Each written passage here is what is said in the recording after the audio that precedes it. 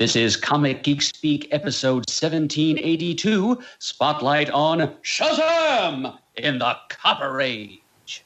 You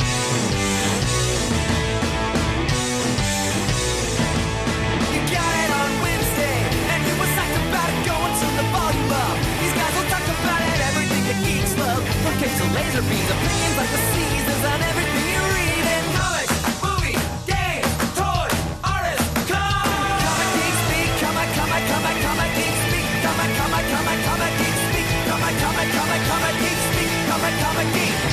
Uniting the world's mightiest heroes. This is... I'm Adam Murdo. I am Shane Kelly. And I'm Ian Levinstein.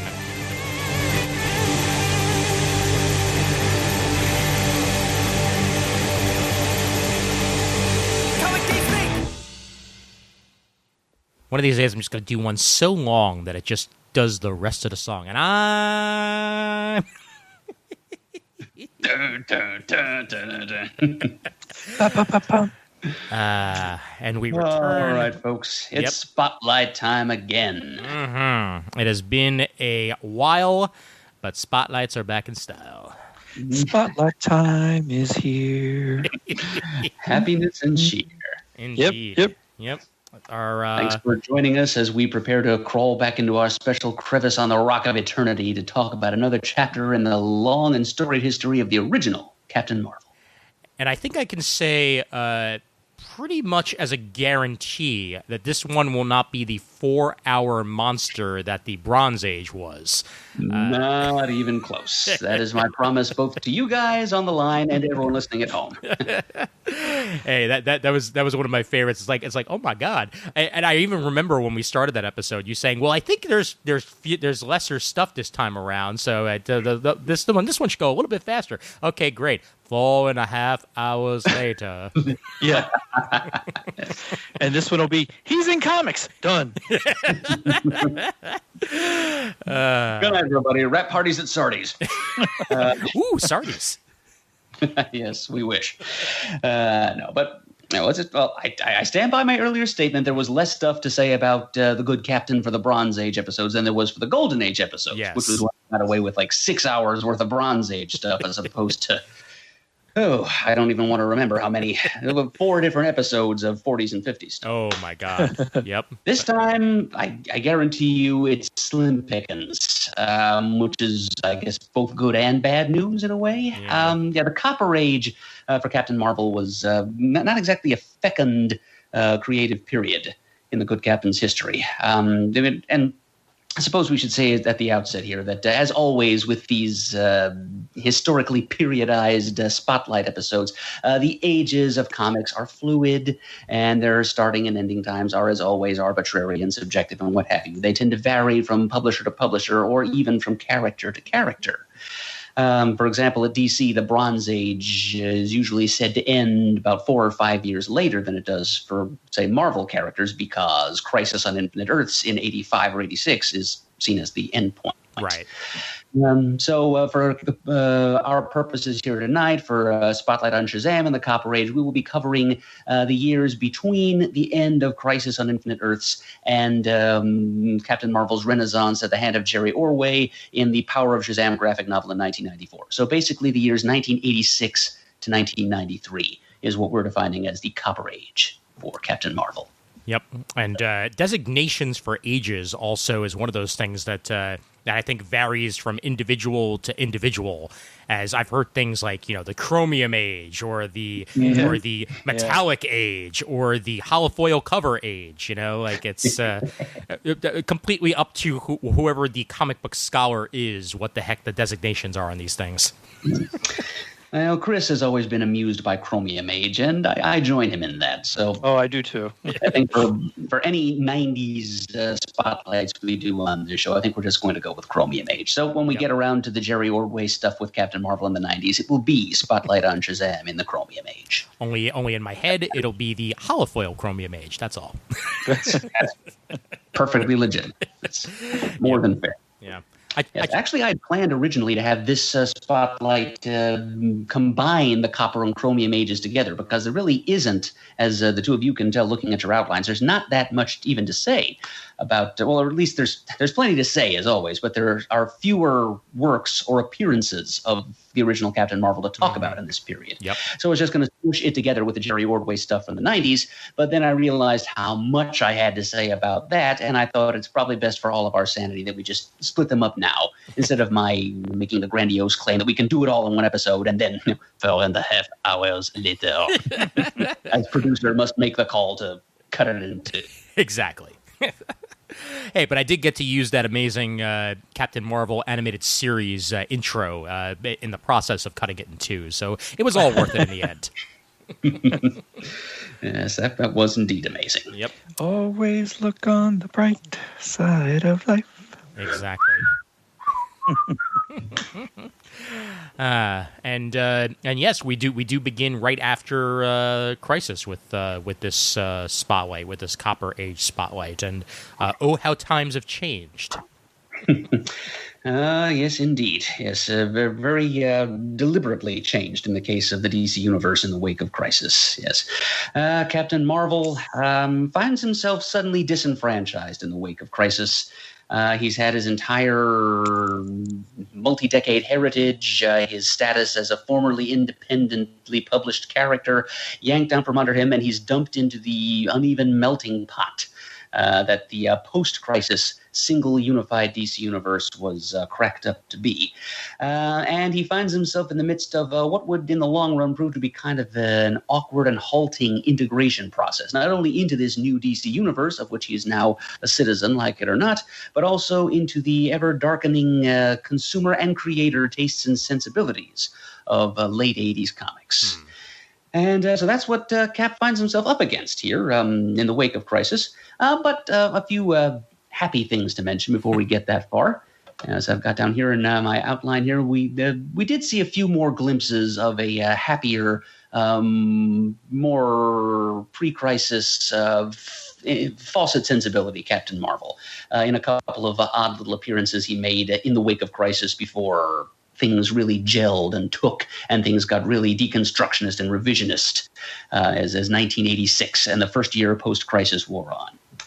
A couple of these I think I may have mentioned in our the second part of our Spotlight on Shazam and the Bronze Age. It's been over a year since we recorded that, so I don't entirely remember, but things like this bear a second mention. Chronologically, first of the things I had wanted to talk about is the second issue of one of my favorite oddball miniseries from DC Comics back in 1986. It's the Oz Wonderland War miniseries.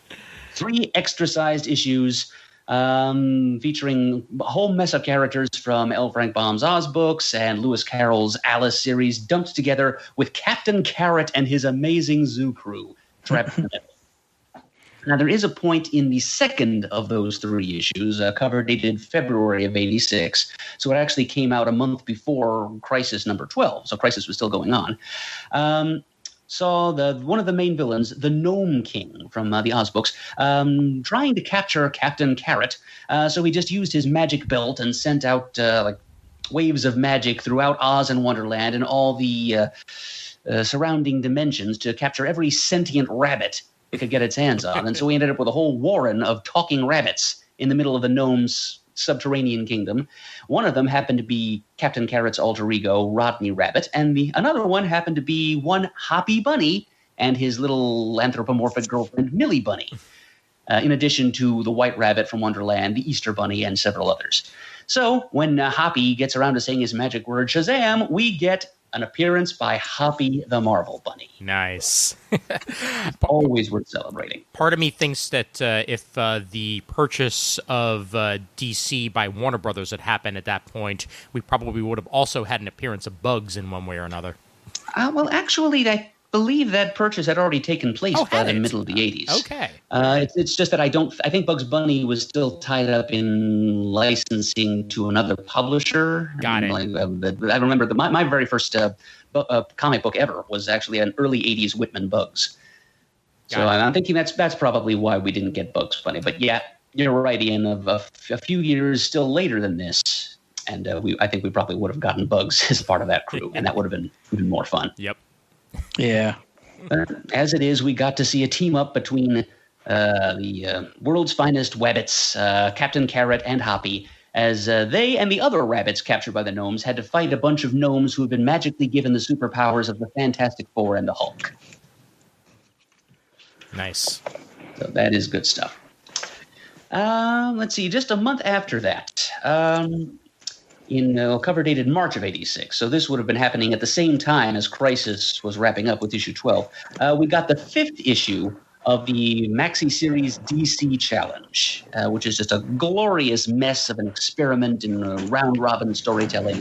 The idea was each of the 12 issues was written by, produced by a different creative team, artist and writer, and the creator of each team would start with like a handful of, the first issue, the creative team picked out a random handful of DC characters and concepts, threw them together, set up some interesting mysteries, set up a bizarre and difficult to resolve cliffhanger, even provided the title of the next story, and then the next creative team for the next issue would try to pick up where the last team left off and resolve whatever plot threads they felt like, introducing whatever new ones they felt like, throwing in whatever new characters they felt like, and then leaving that whole mess for the next creative team, and so on until the 12th issue when like a tag team of several of the prior preceding creative teams would try to resolve the whole thing and bring it to something like a satisfactory conclusion. Not something that had been tried in comics to that date. Results were somewhat mixed, but still kind of fun. And the original Captain Marvel was added to the recipe in issue number 5. Now, this all took place outside of continuity, so the creative teams didn't need to feel hampered by developments in current series, including Crisis. So the multiverse was still in play at that time, and the creative team of Mike W. Barr and Dave Gibbons gave us Captain Marvel on Earth S, getting sucked into this whole great, mass hysteria of the DC creative bullpen that was the DC Challenge series. He was focused on in that story, which was supposed to have been entitled, "If There's a Hole in Reality, Then Is Life a Cosmic Donut?" But W. Barr cheated and instead decided to call it Thunderbolt and Lightning. Very, very frightening. Mm-hmm, exactly. I think the Captain was prominently featured there, and he also made little appearances in issues 6 and 7 and 9, 10, 11, and 12, with a cameo by the rest of the Marvel family, Junior and Mary, and also Mr. Talkie Tawny in issue number 12. And that's about the last time that any of those characters would be seen in comics for a good 7 or 8 years after that. If that series had been made today, I think the subtitle would probably be something like "Whose comic book is it anyway?" or something like that. It seems like a very improv heavy general concept. The DC Challenge, or either that or Yes and.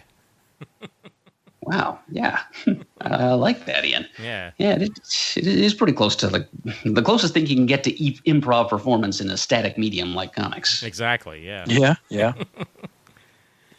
Yeah, but the tagline they went with was, "Can you solve it before we do?" And the answer was basically that no one could. I'm in general impressed whenever a series starts and the creators don't even know exactly where it's going or how it's going to end. Like that's one of the things that I will always pride Avengers Forever on. That when Busiek started it, he didn't quite know how he was going to end it. And it still turned out to be, one of the most exceptional storylines in Marvel history. It sounds like it didn't quite do the same over at DC Challenge, but it's still interesting bit of footnote in history when you don't quite know where something's going. Well, and I'll give you that. Sometimes I find that very interesting when you have the same or similar writers, or at least a team of writers discussing it. Mm-hmm. My problem with DC Challenge would be just handing it off blindly is a little bit less enthralling to me. Yeah. A little bit less excited about it. So I think Avengers Forever is a little bit different. Even if you had a series that had different artists coming in for either issues or arcs, that can work. Right. Sometimes if there's the overlying writer or team of writing is still the same. But man, if you have totally different creative teams in each issue, I get a little bit nervous about that. Yeah. It's a case of too many cooks. Mm-hmm. Yeah. Does take a lot to make a stew, though. Mm-hmm. And you and me and the baby too. All right, stop it. Or reality dissolves around us. Exactly. We suddenly find ourselves in a room crowded with Atlanta-based working actors. One of my favorite things in the history of Adult Swim, right there. It was one of a kind. Okay, next little cameo by a more or less pre-crisis Cap that I'm going to mention. And this, too, is non-continuity, non-canon, just a little thing for fun and also for cross-promotion. The third Superpowers miniseries that DC produced in the mid-'80s. These were put out as comic book tie-ins to Kenner's series of Superpowers action figures. And... yes, Kenner indeed. I'm looking here. Credit where credit is due, department.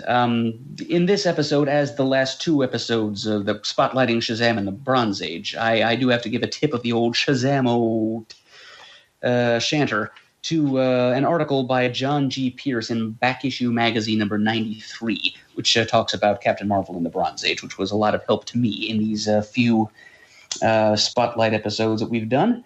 And on page 21 of that article, there's actually a picture of the Shazam actions figure from Wave 3 of Kenner's Superpowers. Nice. It came with a power action thunder punch. But of course. That's awesome. I didn't realize somebody had posted on a forum I was on recently looking at retro kind of toys. Somebody had put together a collection of Superpowers figures in front of the 87 Justice League cover, and I thought, ooh, that's pretty tempting to try and do myself. I've never had these Superpowers figures.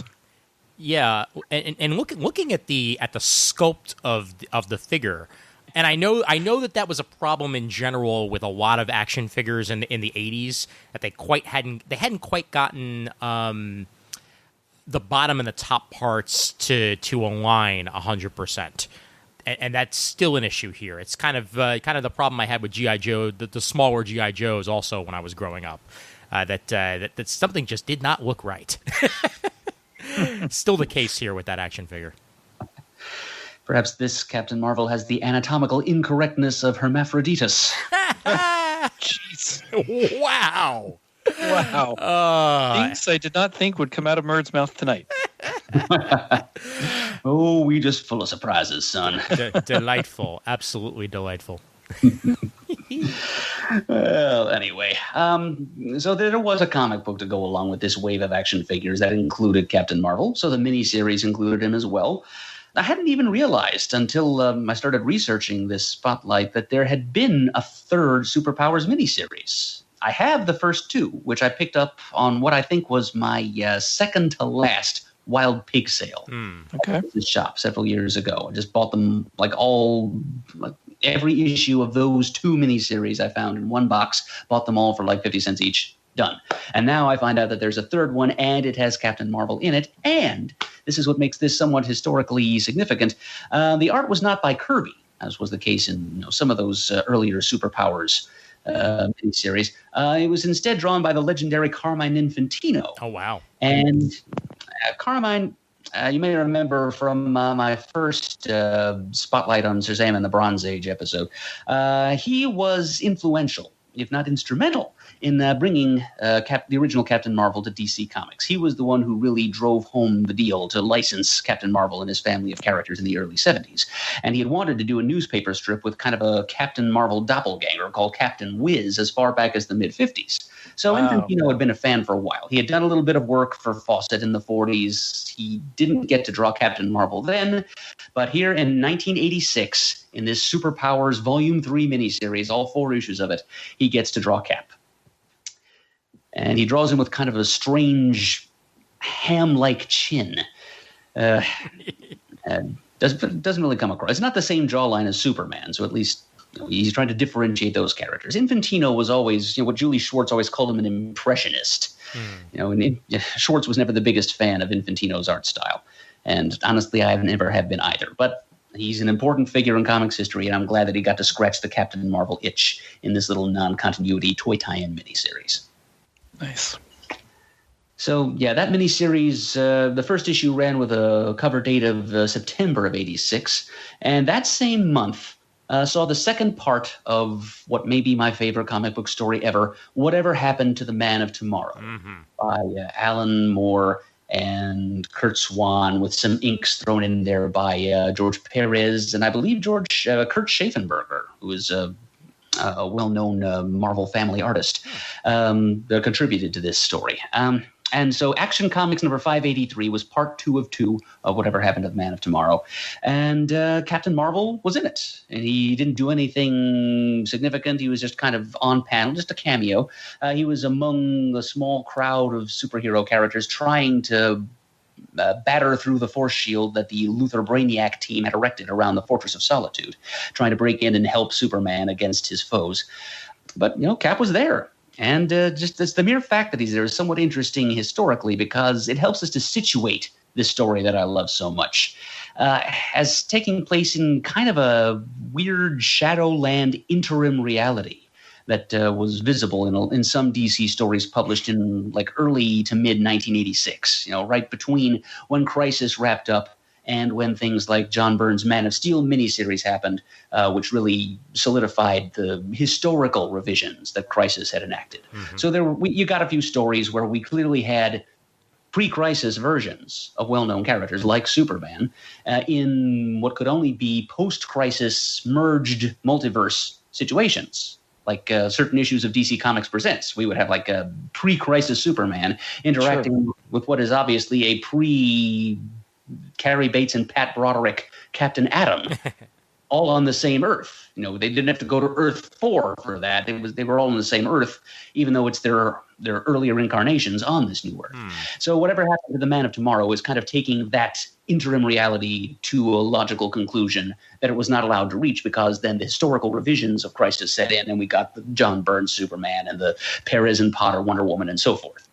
But so Captain Marvel's presence there and a couple other details like the fact that Supergirl is dead help us to identify this story as happening in that version of this post-Crisis multiversal merger, but pre-Crisis historical revision reality. I know it's not the case with this particular story, Murd, but do you think that at least some of those stories may have come to be because they were sitting in a drawer somewhere and they still wanted to put them out? No, actually, I don't. Okay. I think it's because writers wanted to play with the accessibility of certain characters, and the fact that they're all existing on one Earth for a little while. Yeah. And I didn't want to have to wait until they knew what the new status quo, post-Crisis revision would be for people like Superman and so forth. Fair enough. So Alan Moore just threw in Captain Marvel in that story because he could. He's a legend on a par with Superman, exactly. And they had a long history together, both in and out of comics. And Moore just thought it would be good symbolism to have him in there, and the merged multiverse made that possible. Yep. Adam, speaking of Captain Marvel and Superman, let me ask you something that just popped in my head. To me, they are on par with each other. They're just as powerful. But do you think maybe Captain Marvel is a little bit more powerful because he does not have a vulnerability to magic because he's completely magically based? Well, he has an edge over Superman in that, his magic lightning is a weapon that can damage Superman if he times it just right and strikes him with it. But if it's just a test of raw power levels, I'm pretty sure Superman edges him out. Okay. Plus also the fact that, depending on which version of Captain Marvel you're talking about, Superman has the wisdom of maturity. Okay. Whereas if you're talking about Crisis Captain Marvel, it's a kid's mind in an adult body. If you're talking about Crisis Earth-esque Captain Marvel, he's a full-grown adult mind with the wisdom of Solomon, who might be able to outsmart Superman in certain respects, but who is, if anything, even more morally erect than Superman is. Like he's as you said, Shane, he doesn't have special limitations the way that Superman does. He doesn't have a kryptonite or a red sun vulnerability or a magic vulnerability. All he really had was his very strict Boy Scoutish moral code, which is even more strict than Superman's, I would argue. And that was most often used against him by bad guys in his Golden Age tales. Makes sense. But if it's just coming down to who's going to win in a fight, though, Superman pretty much beats everyone. That's a long-standing rule of comics as far as I'm concerned. Okay. But Captain Marvel is one of very few characters from any publisher throughout all of comics history that could really give Superman a run for his money. Yeah. It's right up there with Hulk and Thor. Yep. I'd agree with that. Okay. Cool. Thanks. Sure. Anytime. Okay, and one more pre-crisis revision story. one last good time, old-timey resurgence of the original Captain Marvel. Happened in Secret Origins, Volume 3, the 80 series, of course, number 3, cover dated June of 1986.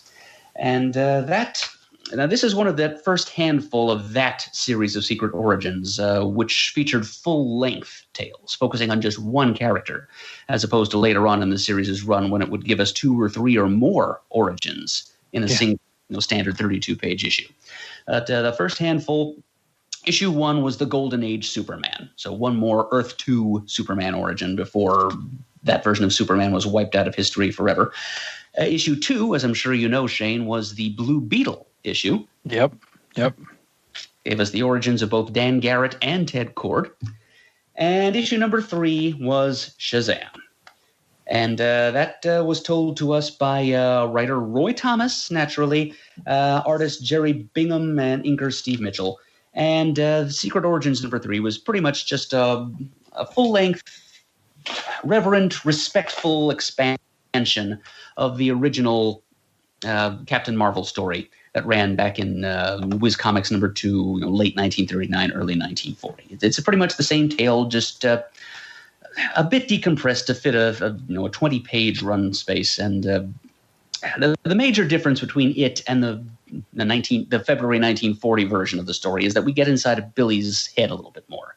Billy's and Captain Marvel's. There's a little more internality. There's an internal monologue. There's a lot of thought balloons, which is just stuff that Golden Age writers just didn't bother much to do. It was Roy Thomas getting inside of Billy Batson's head and charting his reactions to suddenly being handed these superpowers by this old wizard, and in his realization that when he uses them, he's slowly becoming a different person.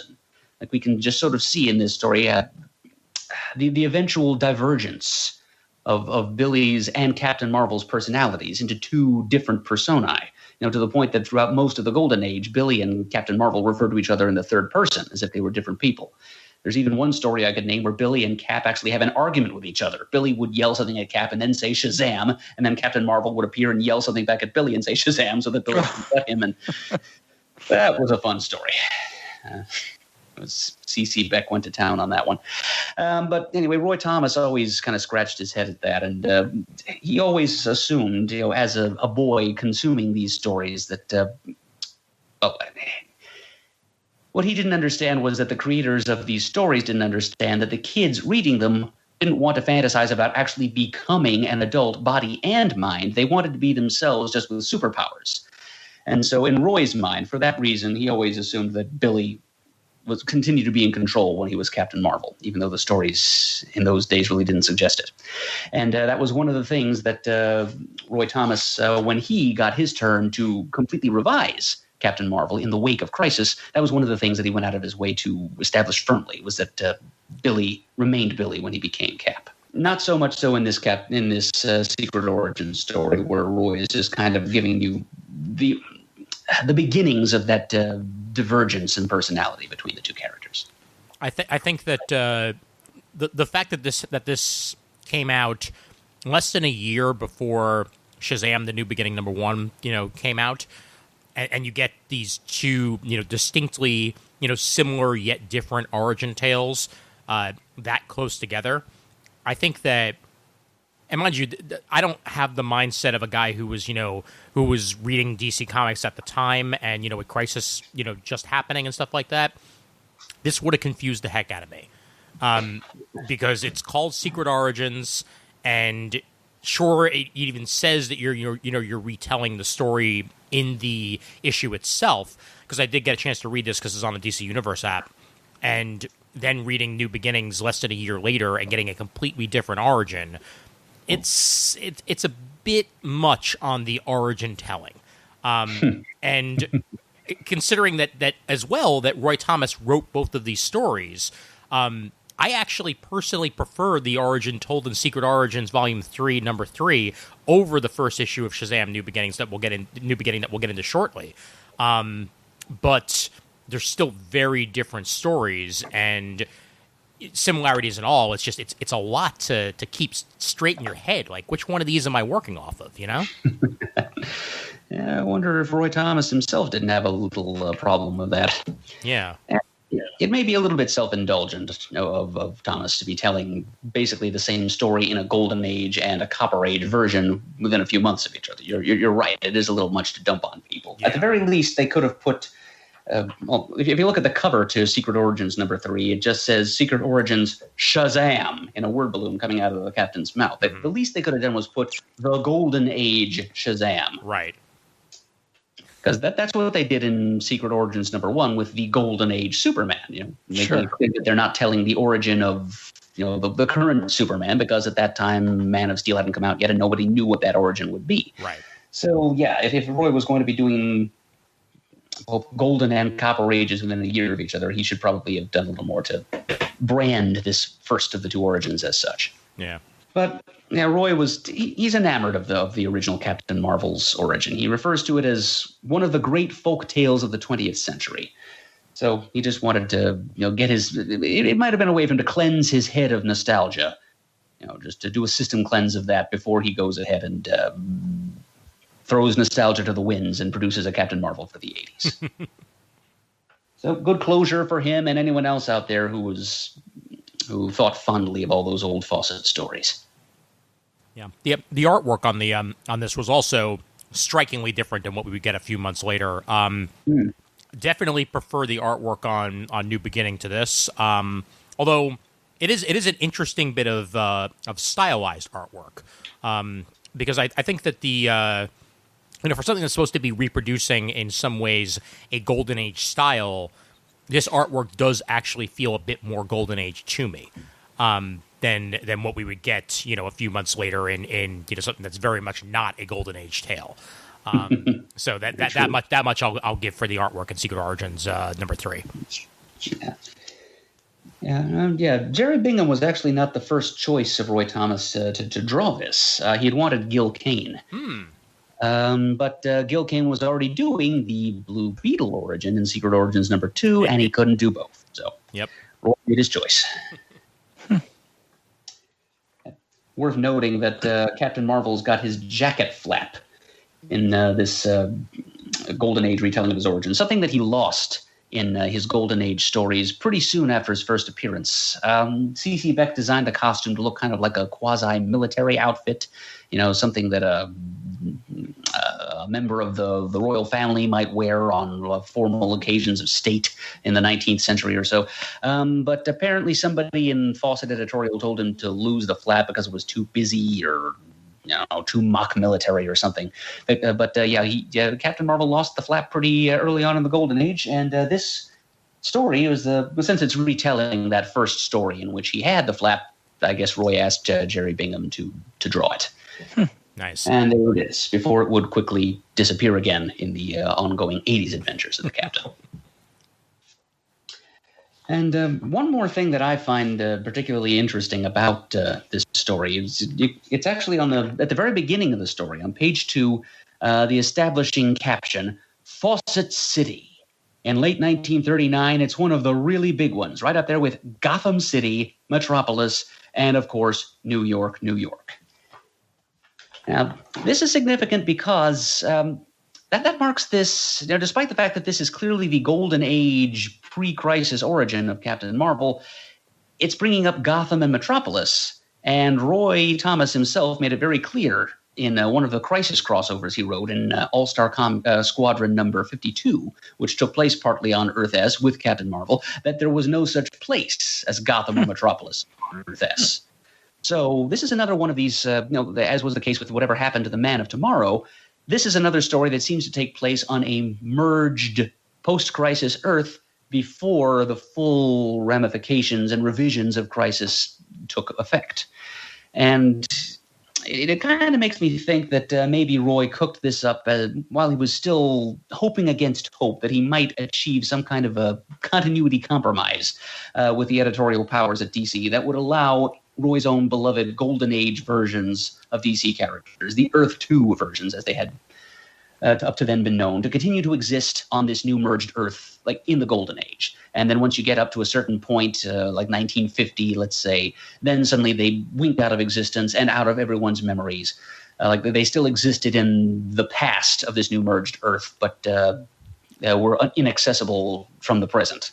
Just so Roy could continue to tell his All-Star Squadron stories and maybe even still play around with Captain Marvel. Maybe he was hoping that this new merged Earth would have a Golden Age Captain Marvel, who lived in Fawcett City and could encounter like the Golden Age Superman and Batman and whatever. So I'm reading all of that into the mere fact that Roy is mentioning Fawcett City, Gotham, and Metropolis as coexisting in one place when he had previously said that they did not in the pre-crisis multiverse. So, yeah, Roy was hoping that some kind of iron curtain of time could be set up that would allow his Golden Age to continue to exist, but I'm sure DC shot that down as too confusing. And it's just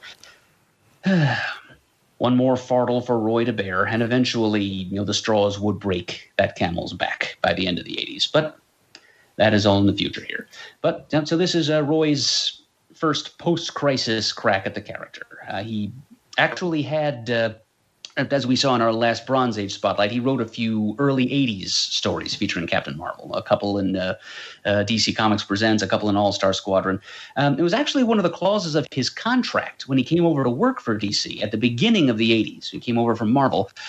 He wanted to put in his contract that he would be given the Justice Society characters, like DC's Golden Age characters, and Captain Marvel to be his sole bailiwick and estate as writer. And to DC's credit, they didn't immediately kick E. Nelson Bridwell off the stories he was writing for World's Finest Comics. They allowed that strip to run its course, which it did finally in 1982. And at that point, Roy was able to step in and take over and start telling his own Captain Marvel stories. But here we are in 1986, and it looked like Roy Thomas was finally going to get his way and write some new, updated, contemporary Captain Marvel stories that had always been a plan of his when he came to DC. Was to try and, before Crisis became a concept, he thought maybe we could introduce an Earth 1 Captain Marvel, where Billy Batson was just getting his powers in the 80s for the first time. And he kind of teased us with that in DC Comics Presents number 49 in 1982. But he never really got a chance until after Crisis hit to follow those ideas through. And we will see what comes of that in a moment. But now we're going to move on to the first major appearance of a post-crisis Captain Marvel, and complicating things for Roy Thomas and company still further, Roy himself did not really have any input into this first appearance of a post-crisis Captain Marvel.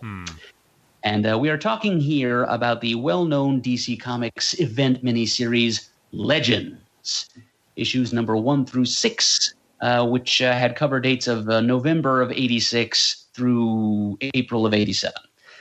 It was brought to us by plotter John Ostrander, co-plotter and scripter Len Wein, penciler John Byrne, and inker Carl Kiesel. Real murderer's row of talent there. And Legends as a miniseries, it was supposed to be DC's follow-up to Crisis. As a matter of fact, when Dick Giordano, who was like executive editor at DC, basically editor-in-chief, pitched it to editor Mike Gold, he asked him, "Do you want to do Crisis 2?"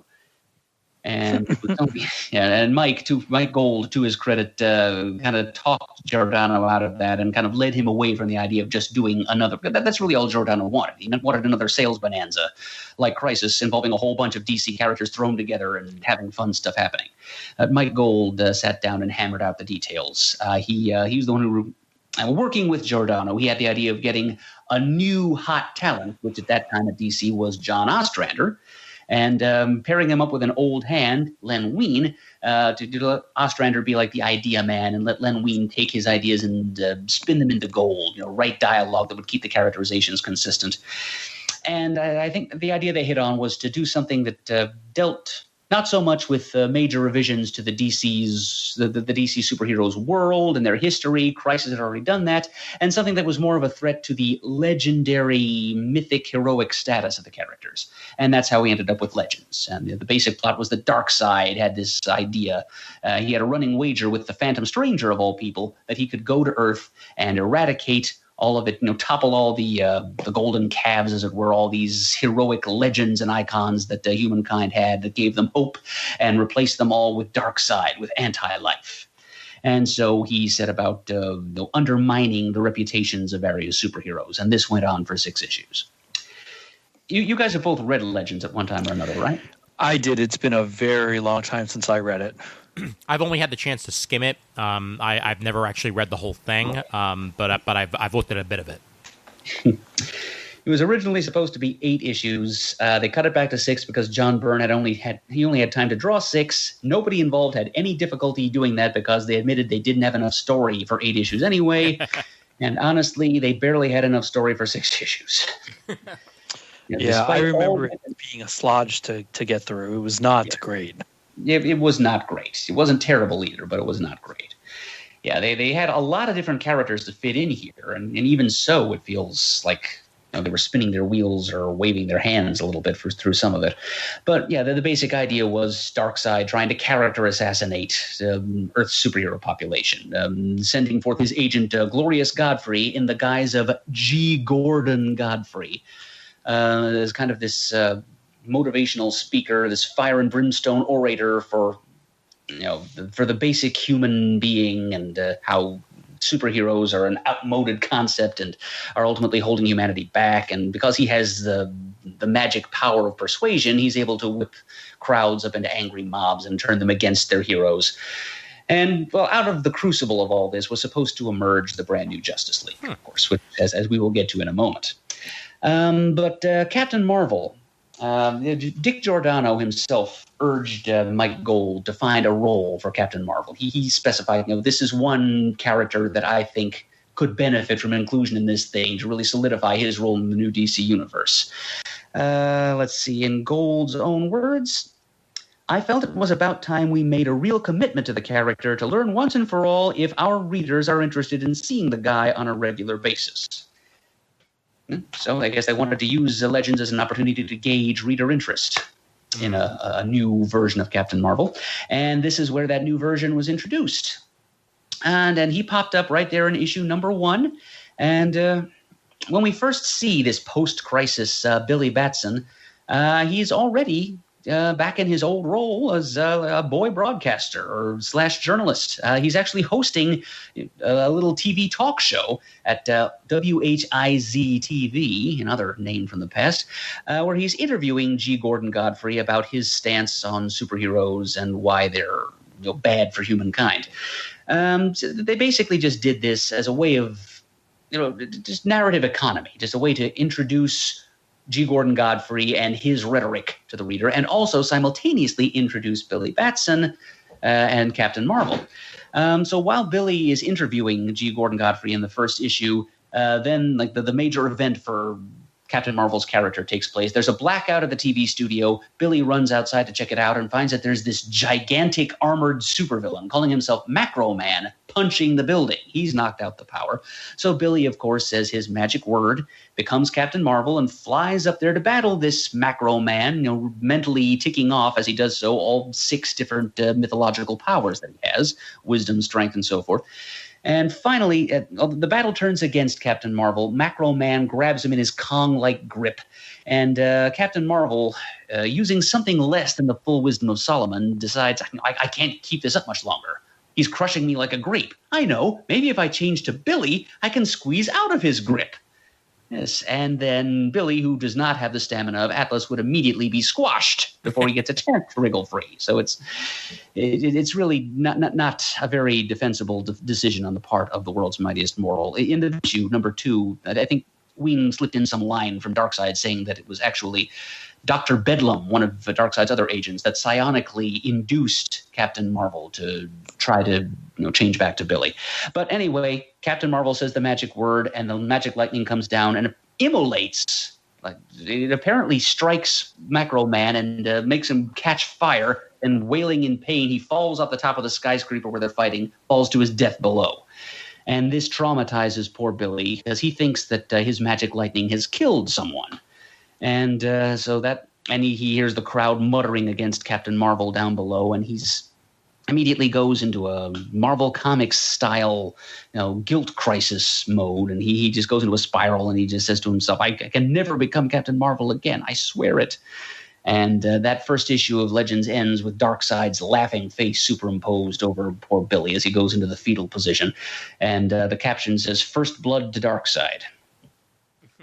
Well, that's the beginning of what will be the rather difficult to read arc of poor Billy Batson. He wanders through the rest of the miniseries, as other heroes get their moments in the sun. Cap is stuck as Billy throughout most of the run. He meets a nice little girl named Lisa Sutton, who is a fan of superheroes, and goes home to have dinner with her family, and hears her father ranting on about how bad superheroes are. He's a Godfrey head. He takes away a Superman action figure from Lisa's little brother and throws it into the fire, and Billy sees the superhero burning, and he thinks of Macro Man burning, and he cries out and runs from the house. So he just keeps on being agonized by this for most of the miniseries. Finally, by issue 5, his little friend Lisa runs off to try to talk some sense into an anti-superhero mob, gets hit with a piece of wood on the head, and Billy suddenly stops feeling guilty and traumatized and sorry for himself and thinks, he comes around pretty suddenly, and he thinks, oh, wait a minute, people might get hurt by my powers as Captain Marvel, but then again, if I don't use them, people might get hurt. So then he snaps out of it, becomes Captain Marvel again, instantly realizes with the wisdom of Solomon that, wait a minute, my magic lightning could not have done that to that guy. I've been duped. It turns out that Macro Man was just one of the artificial bodies that Darkseid's flunky Dr. Bedlam sometimes uses. He transfers his consciousness between different automaton bodies called animates. Macro Man was just a really large one of those, and he had explosives hidden in his chest to make it look like he was burst into flames when he was struck by lightning. So anyway, Captain Marvel snaps out of it and joins the fight against the forces of apocalypse that are beginning to arrive on Earth under G. Gordon Godfrey. And by issue number 6, he joins with a bunch of other champions gathered together by Dr. Fate to fight these forces.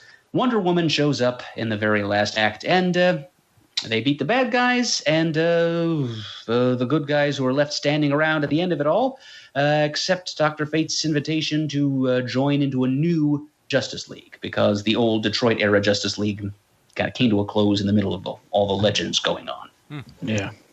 So it's funny that as you've told the story of Legends, it comes to mind that just how much of this Young Justice has been using.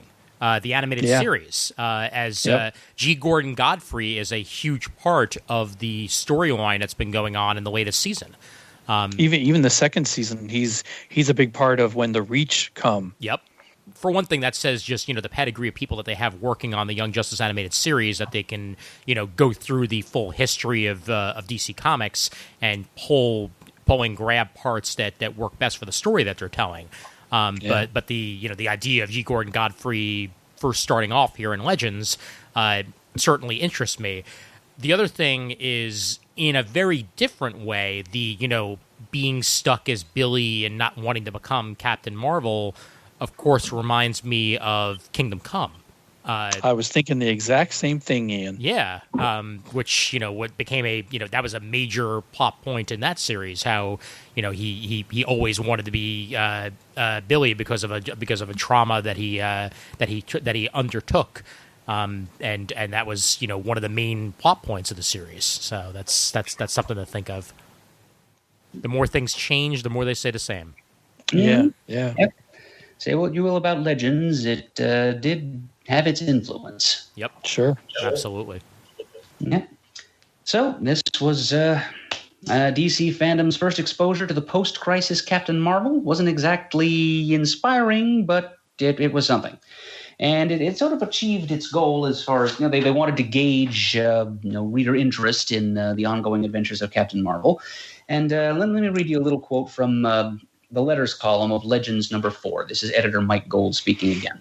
I must have written letter columns for nearly 300 comics in the past 4 years, and I have never seen such an outpouring of mail in support of a brief phrase buried deep within a text piece, that phrase being something about a Captain Marvel ongoing series. We received a tremendous amount of mail in Legends number 1, for which I am thankful, but what surprised me was the fact that over 95% of the letters demanded an ongoing Captain Marvel series. So there you go. The interest was there. Which you now have. Well, we didn't, but we'd written Captain Marvel's dialogue in Legends to suggest, or in the first issue, to drive home the point that this is a character you've never seen before, that the heroes probably hadn't seen him either. The purpose of this was to allow Roy Thomas as much room as possible to create. You'll see the results in his Shazam miniseries, the 5th spin-off from Legends. Huh. Yeah. Irony there being that, the dialogue didn't really do that much to establish this Captain Marvel as new. I mean, Billy mentioned a couple of times that he hadn't been doing this for very long, but that's about as far as it went. And it also didn't leave Roy Thomas as much room to create as they seemed to think, because Roy Thomas didn't really want Billy to continue being a boy broadcaster in the 80s. But because of that opening scene, well, the first time we see Billy in issue 1, when he's already on TV for Wiz TV interviewing G. Gordon Godfrey, Thomas was kind of saddled with that concept. That was in Legends, so he was stuck with it, and he had to incorporate it into his take on the Captain and Shazam: The New Beginning. But anyway, that's Legends got that ball rolling, and it proved somewhat definitively that DC fans were interested in seeing a Captain Marvel for the 80s. And as it turns out, they basically got 2 Captain Marvel for the 80s, 2 very divergent portrayals. And we will talk about the first of those now, because it's kind of a VHS versus Betamax conflict between the two, as far as the 2 different versions on the market and which one would history remember as superior. We'll start with the first one, which is the version of Captain Marvel that appeared in Justice League. And the first issue of that new Justice League series came out 1 week after Legends number 6 ended. And I now call to the podium our guest expert lecturer on all things, yes, our resident BWAH-HA-HA-logist, Shane Kelly. Thank you. That was a great opening. The interesting thing about Justice League, this was, and I've said it many times before, my first real foray into mainstream DC Comics, more than just picking an issue of Batman up off of a news rack at a grocery store or 7-Eleven or something. I didn't start with issue 1. I started with issue like 4 or 5, maybe even 6, when we were on vacation at the Jersey Shore, and then got the previous issues and read all them. I had not read any Captain Marvel before this. I only knew of him from the TV show, Shazam and Isis Hour. So I knew of the character, but I did not. In fact, I didn't even realize why they were calling him Captain Marvel in this, because in the TV show, they really, from what I remembered as a kid, always called him Shazam. I don't, in my youth and for when I was reading this, I don't ever remember him being referred to as Captain Marvel in that way. So when he came in here, I recognized him, recognized some of the other characters, but not many of them. And I guess I bought the Justice League issue off the rack just because Batman was in it, is the only thing I can think of. I don't quite remember what drew me to it. It was as the years went on and I read through this Justice League series and many different series to follow, learning that this was a very different portrayal of Captain Marvel than what had ever come before, and really what would come after. Was kind of unique. A lot of people didn't quite understand why he was very, very innocent in this. So much so that it seemed like every other word out of his mouth was holy moly or, well, gee willikers or something like that, like very, very childlike.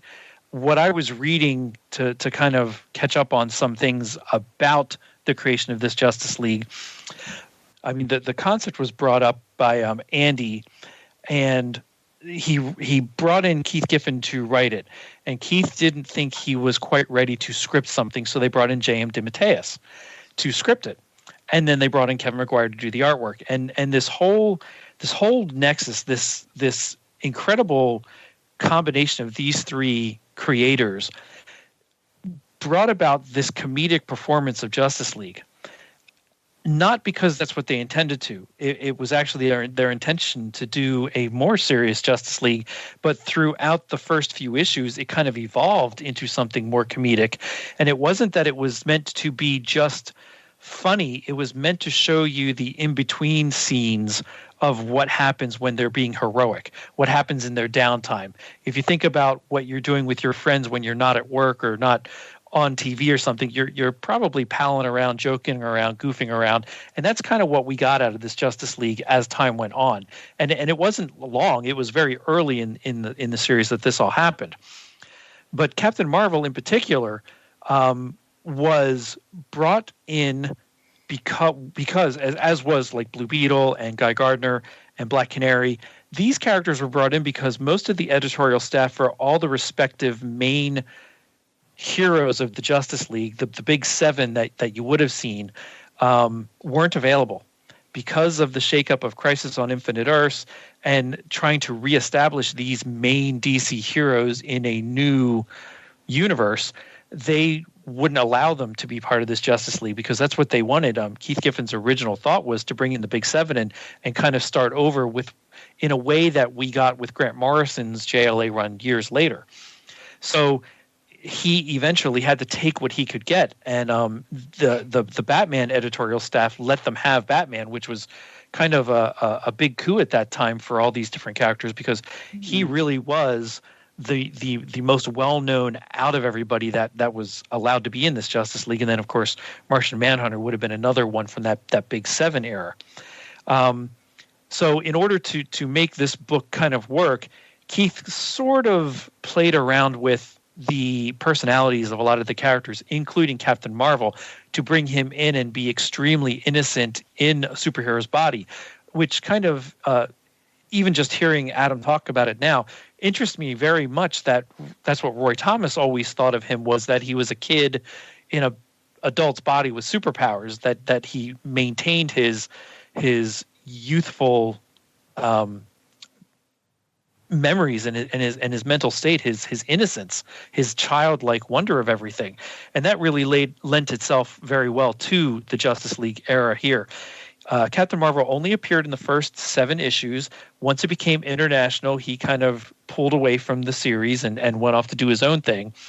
And everybody else stuck around with some new characters and to make it international. Had some great one-liners and some interesting interactions with the other characters. Most notably, in my opinion, Guy Gardner, because Guy Gardner would be like, "Oh, Captain White Bread, you big sappy kind of doofus, what are you doing?" And Captain Marvel would be like, "Well, gee willikers, I don't know what's wrong with that." Just playing on that whole innocence of Billy Batson throughout this whole thing. And I don't even think, through these 7 or 8 issues, I don't think they really mention Billy Batson. You never see him as Billy Batson. He's always Captain Marvel here, unless I'm really forgetting something as I read through this.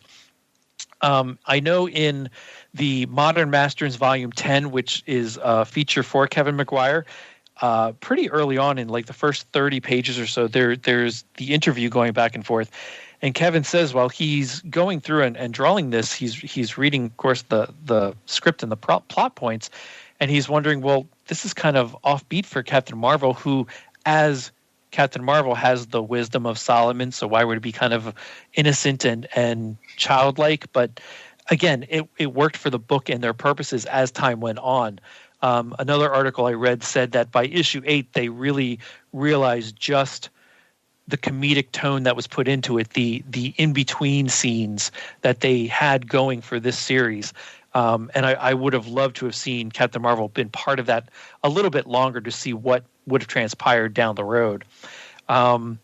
For years later, when it comes to what I guess it was Brightest Day, when they had the Justice League Lost series, they couldn't get Captain Marvel into the series, but they brought in Mary Marvel to kind of take his place and portray a Marvel character in this era of Justice League kind of setting for the whole of that run, which was fun and interesting to see.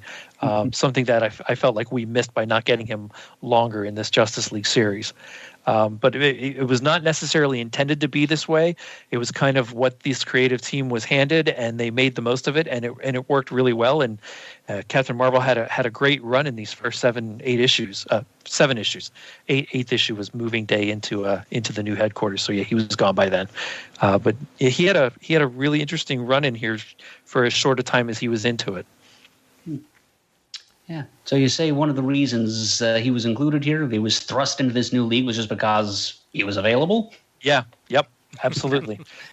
Keith Giffen wanted to have the Big Seven in and kind of revamp the Justice League, and really sounded, from the articles I read, it really sounded like he wanted to do something like what they let Grant Morrison do with his JLA run.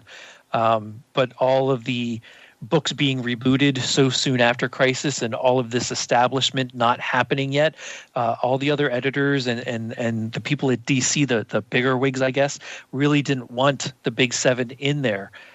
They wanted to let them establish their own histories in this new universe, and kind of gave them second and even in some cases third string characters. And Keith Giffen and J.M. DeMatteis really brought it together with what they had to work with, and then lent itself to Kevin Maguire's art and his excellent expressionism in the faces, to bring in some uniqueness to that whole thing. And it was just kind of everything worked at one time. It was a nexus of creativity that was not expected to happen. Unlike today, where you see sales figures right away, they had to wait months for it. And from the couple things I was reading, they really thought they blew it and that this would not last, only to find out that all these months later, that number 1 issue and 2, they were a huge hit. They sold very well, and people really took to this interpretation of the Justice League.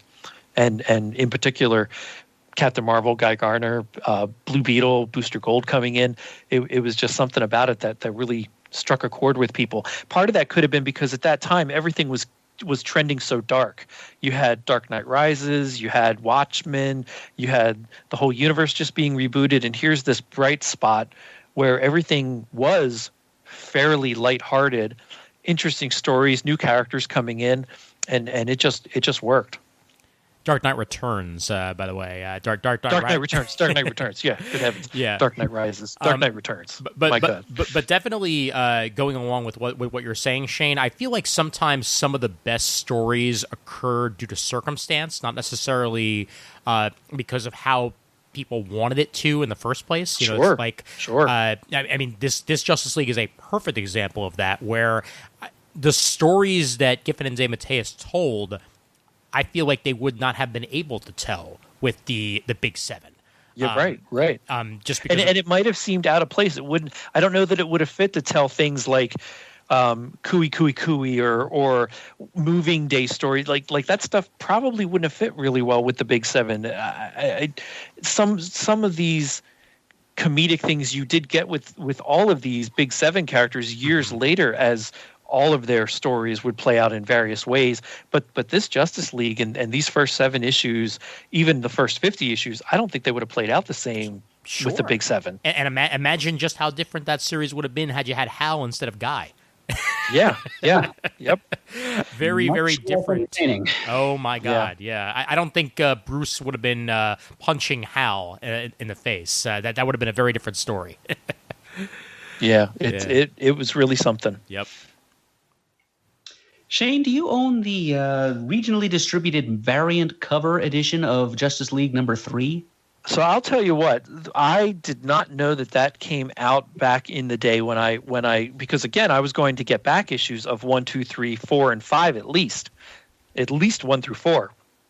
So I only got the regular one, and then I'm sure through going to the comic shop or some advertisement somewhere caught wind of this other cover for issue 3, and I don't know what that is. I've never seen that, and then learned what it was.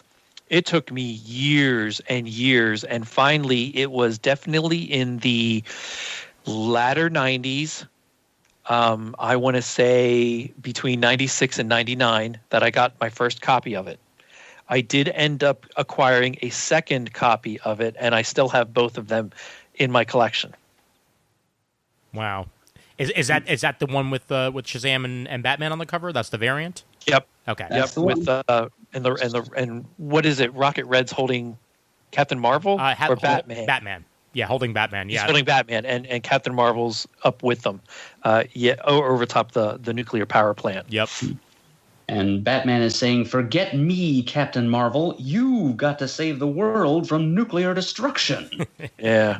So you see, not only is he referring to Captain Marvel by the name Captain Marvel on the cover of a comic, he's also having enough faith in Captain Whitebread to get out there and actually, save the world. And I think I'm pretty sure the way the story's read, at least to me, Batman and Martian Manhunter really had faith in all of those characters, except maybe Guy at first. I think once Batman took a backseat to that, Guy kind of, and Guy kind of had his memories rearranged a little bit, or his personality, so to speak. He became a more integral part of the team. And then when Fire and Ice came in, that even helped with Guy and his affection for Ice. Gave him a little bit more humanity than what he had in these first few issues. Yep. Right. Yeah. I have the first 3 volumes of this Justice League series in trade from I think it was the editions that came out in the mid 2000s. And I read through them then. I also, at the time was reading, formerly known as the Justice League, and what was the follow up to that? I'm trying to remember. I can't believe it's not the Justice League. Thank you. And that second one, that was inside of Justice League Classified, wasn't it? Yes, it was. Classified. I'm in the middle of reading that right now. Oh wow! Yeah, that Billy Batson was available then. They still went with Mary Marvel as the Marvel family member for that team, but Billy showed up as Billy, and there's some interesting, funny interplay between him and Mary and the other people hanging around. Yep. Yeah. Buddies. Yeah, but I'm still very glad that I got a chance to read that early Giffen DeMatteis stuff, because it sure is something special. And I know I've talked about this before. I mean, that is my favorite Justice League run is this whole era. My wife back in 98 or 99 for our wedding anniversary, I was on eBay looking and found a promotional poster, and it's the cover of number 1, and it's a red background with stars, yellow stars, and a blue bar at the top and bottom. And it has the classic issue 1 cover in front of a red background with like a tan border around it. We're tough, we're proud, we're the all new Justice League, all new adventures, all new team. And I wanted to get it, and I started bidding on it, and it kept going up and up and up and up and up, and I gave up. I just this is too much. I'm not spending whatever it was for this poster. And at that time, eBay was very new, and what I did not know is my wife then went and bid on it after I went to bed and won it for me. Wow. And the next morning I said, well, I think I want to go on and see. I said, I'm curious how much that poster went for. And she kind of tried to talk me out of it. But I'm like, whatever. I'll just go on and check how much it really went for. And it had me as the winner at a price I did not set, because we didn't have separate logins back then. It was all under one. I mean, again, it was very new, especially to us. And then she says, fine, I'll tell you ruined it. I got it for you for our anniversary. So then at the very first New York Comic-Con, I took the poster up to New York, and I got to meet Keith Giffen, J.M. DeMatteis, and Kevin Maguire for the first time. I'd never met them before that. They each signed the poster, and then I have it framed above my desk here where I sit. I have all the issues as they came out. I have the very first print of A New Beginning and the Gospel of Maxwell Lord trades, and I still have them. Then I have all the hardbacks that came out, like you're talking about, Ian. And then when they stopped the hardbacks, the trades of whatever came out subsequently. I do have 2 trades of the ones you're talking about that were made after the hardbacks. Yep. And then I have the first omnibus, and I have a collected version of it that the guys got me for a birthday present once that they gave me. I think it was on the air, bound the first 25 issues of Justice League. Very nice. So I have many, many versions, and I read that story. The first volume at least, I read easily once a year, every year. Yep. It's just fun to go back home and read that. Oh, sure. I'm sorry, that went on a little bit more of a tangent of the whole Justice League, but Captain Marvel is a huge part of my love of that series. It was so much fun to watch him be heroic, very innocent. He was the punchline of a few jokes, but he came out in the end for me. He always came out on top. His innocence and his morality always outweighed Guy's ignorance and meanness to me. And really, what character in that series wasn't the punchline of a few jokes? Oh, right. Absolutely. Yep. Mm-hmm. Yeah, no, Shane, trust me, that tangent was well worth it, because whenever I get to hear you wax poetic on the Justice League, it's A-okay with me. Yes, thank you for pontificating about Captain Marvel's role in the Justice League, Shane. Sure, thank you. So, yes, that was version 1 of the 2 divergent Copper Age Captain Marvels that we saw, and it was a part of the very, as Shane said, commercially successful Justice League series, which clicked owing to a fortuitous convergence of circumstances with the readers. And even if Captain Marvel wasn't a part of it going forward, people remembered that he was a part of it. They remembered how he was portrayed, the whole Captain Whitebread thing that Shane was outlining for us. And that seems to be what stuck in people's memory, because the version of Captain Marvel we're about to talk about was largely forgotten, although we'll see it had a little bit of help on its way into oblivion. And this is, in my mind, it's really the only, well, plus a little sort of echo sequel to it in Action Comics Weekly a year later, the only really significant Captain Marvel solo story of the Copper Age. And we're talking about a 4-issue miniseries called Shazam: The New Beginning. And this ran, like the new Justice League series, this came hot on the heels of the Legends miniseries. I mean, Justice League number 1 came out like a week after Legends. Shazam might have been 2 or 3 weeks. But in any event, 4 issues written by the aforementioned Roy Thomas, who's been waiting for several years now to finally make his mark on the Captain Marvel character, co-written by Roy's wife, Dan Thomas, art by Tom Mandrake, who to that point had been best known to DC fans for his Batman stories. And this was Roy Thomas's long-threatened attempt to bring Captain Marvel up to date in the 80s, and he tried his darndest to do that. Because as he said, Ian was talking earlier about how Roy told Captain Marvel's origin twice in 1 year and kind of repeated himself a little bit. One sense in which he literally repeated himself. In the text piece at the end of Secret Origins number 3, and in the text piece at the beginning of Shazam: The New Beginning, he uses almost exactly the same phrasing, which was in effect that the classic whimsy-oriented style of the Golden Age Captain Marvel, quote, just doesn't work anymore. It was Roy's opinion that trying to carry that forward into the 70s and the 80s was not such a hot idea, that it somehow never quite clicked. Your mileage may vary as to whether that's even accurate, but it's how he felt, and he decided to just take Captain Marvel in a more contemporary direction. And the response to the Captain's role in Legends seemed to bear him out, at least to a point.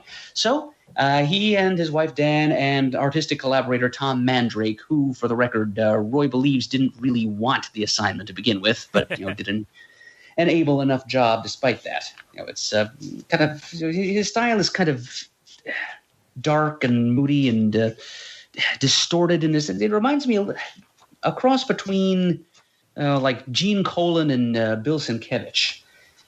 It does a good job of transmuting the whimsy of the Golden Age art style into 1980s grotesquerie. There are certain characters that he draws in a physically distorted fashion that it's kind of reminiscent of the way certain characters, mainly the bad guys and the comedy relief characters in the 40s, used to be distorted by the artists of that period. So I think he was a pretty good choice for this miniseries and for what it was attempting to do with this character. I don't know. Are you guys going to hate me if I try to do this issue by issue? No, you can.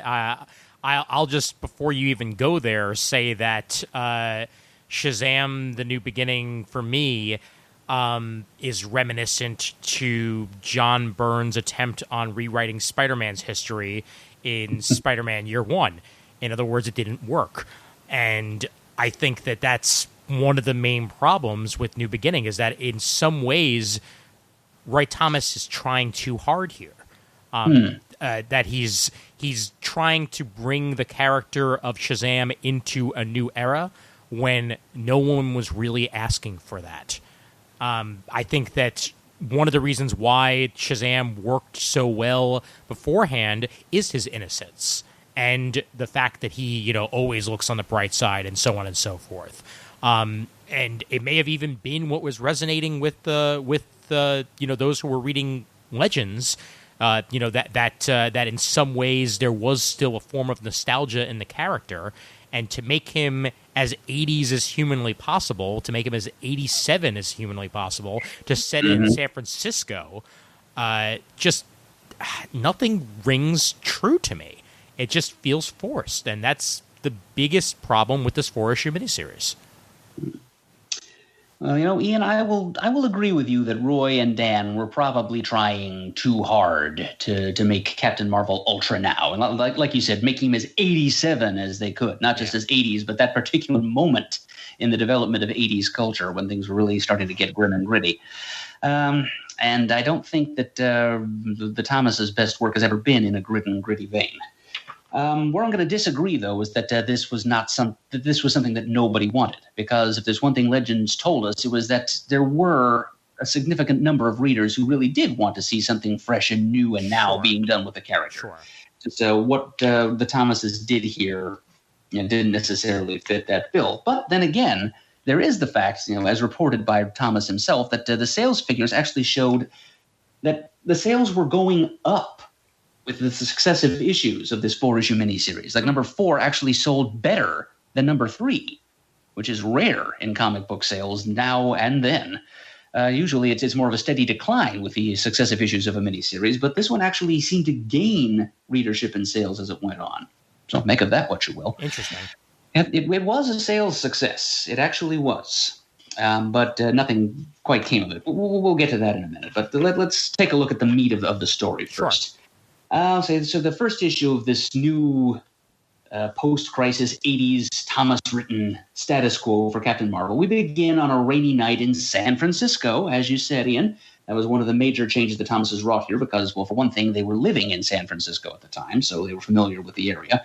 And for another thing, as Roy Thomas says in his intro to this issue, the switching of locales to San Francisco on the West Coast so that the East Coast can be left to Superman and we can forget forever about Fawcett City. The scare around that are Roy's, which makes it fairly obvious that the disdain in Roy's tone there, that Fawcett City was not his idea. I'm still. This is kind of a puzzlement to me as a Shazam scholar, where exactly the idea of Fawcett City as a home base for Captain Marvel and friends came from.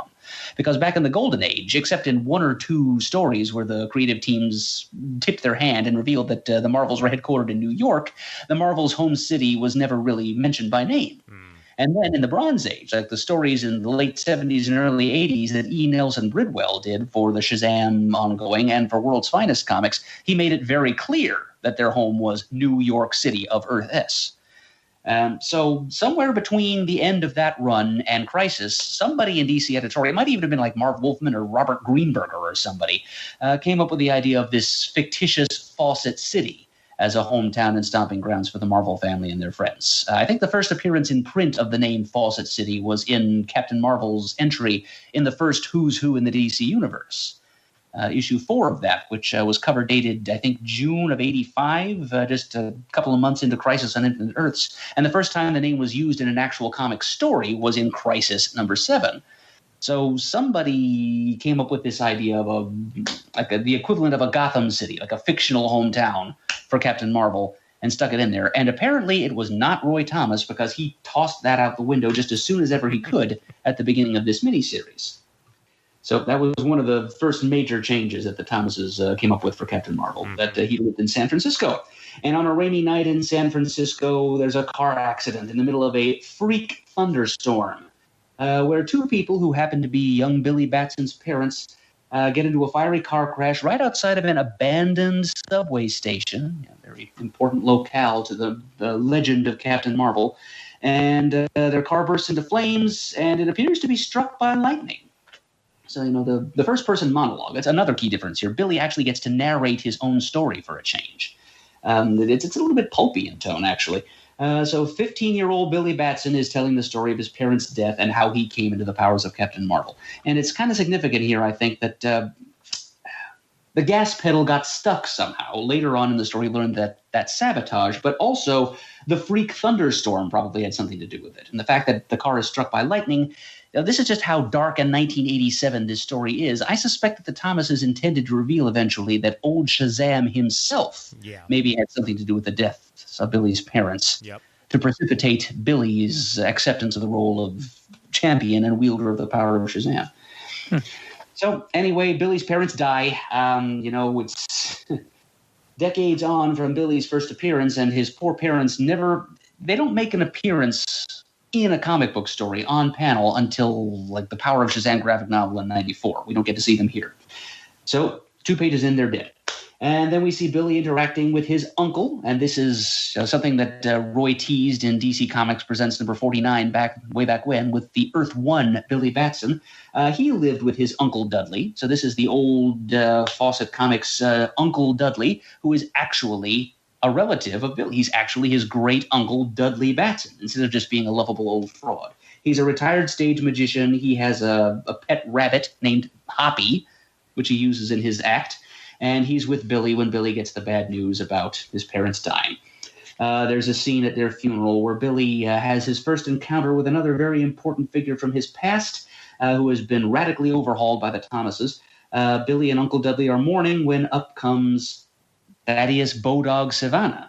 And we learn that in this reality, he is actually also Billy's uncle. So the Thomases have kind of conflated Billy's wicked Uncle Eben, who stole Billy's inheritance and threw him out in the street back in the first version of his origin in the Golden Age. And they conflated him with Billy's archenemy, Dr. Sivana. So he turns out to be the stepbrother of Billy's deceased mother, and he gets into a custody battle with Uncle Dudley for Billy. There's a scene at the courtroom where the two uncles, good and bad, are arguing over Billy's fate. And Billy gets cozied up to by a couple of characters I'm surprised the Thomases chose to keep in continuity. Sivana's children, Magnificus and Beauteous Sivana.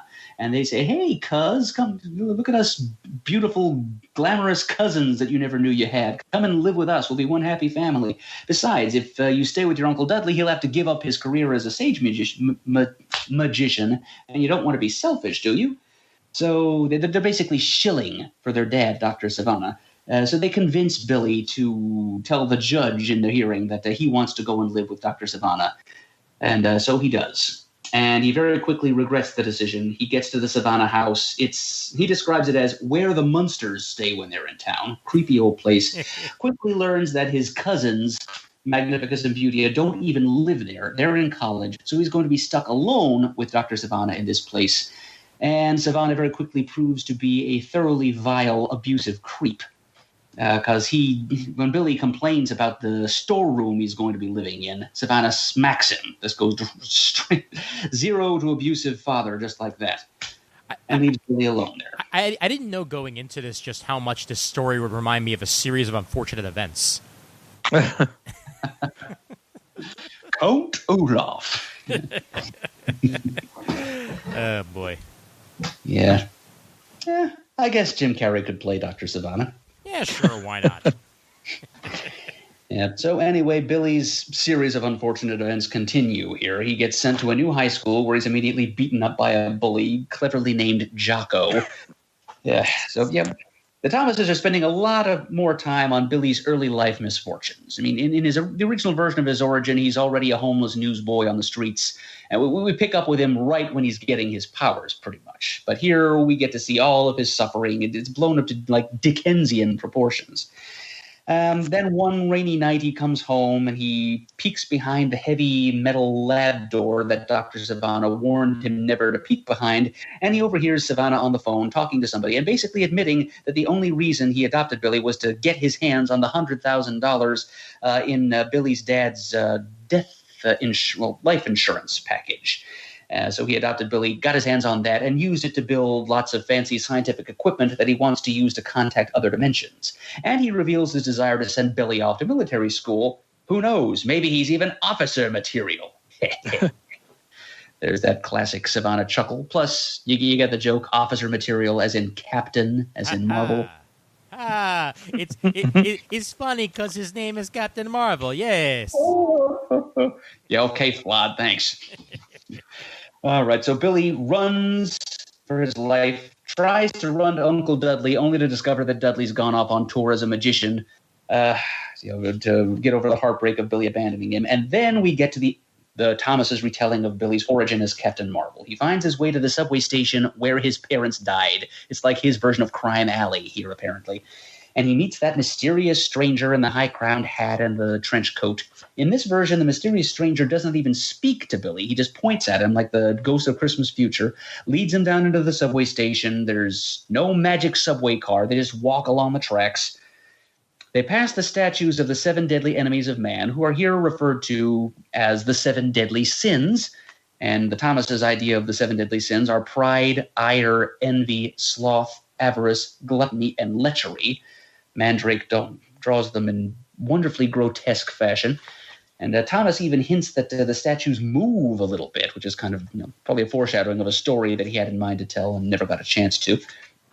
And Billy finds his way to Shazam's sanctum, and where he's addressed by old Shazam, and Shazam tells him, speak my name. And he does, and he's transformed for the first time into Captain Marvel. And of course, the first thing he says is, holy moly. Yeah, the Thomases even have a retcon for that. They explain that Billy's dad is like a fan of classical mythology, and moly was like a sacred weed that prevented Odysseus from being turned into a pig or something. So Billy picked up holy moly, among other traits of his, from his deceased and unseen father. And he has a talk with Captain Marvel, with Shazam. And it quickly becomes apparent that it is, in fact, Billy's mind in Captain Marvel's body. And this is something that we talked about earlier. This is something that Roy wanted to establish, that Billy remained Billy even when he was using Captain Marvel's powers in Captain Marvel's body.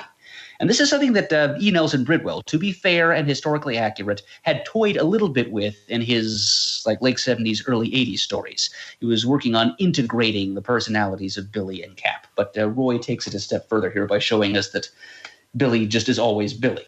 And this seems to come as a surprise even to Shazam, because when Billy makes some crack about being turned into Arnold Schwarzenegger, Shazam says, "We have scant time for attempts at adolescent flippancy, as if you were still the boy." And Billy, as Cap, says, "But I am. I'm still Billy Batson." And Shazam says, "No, you most definitely are not. You are Captain Marvel."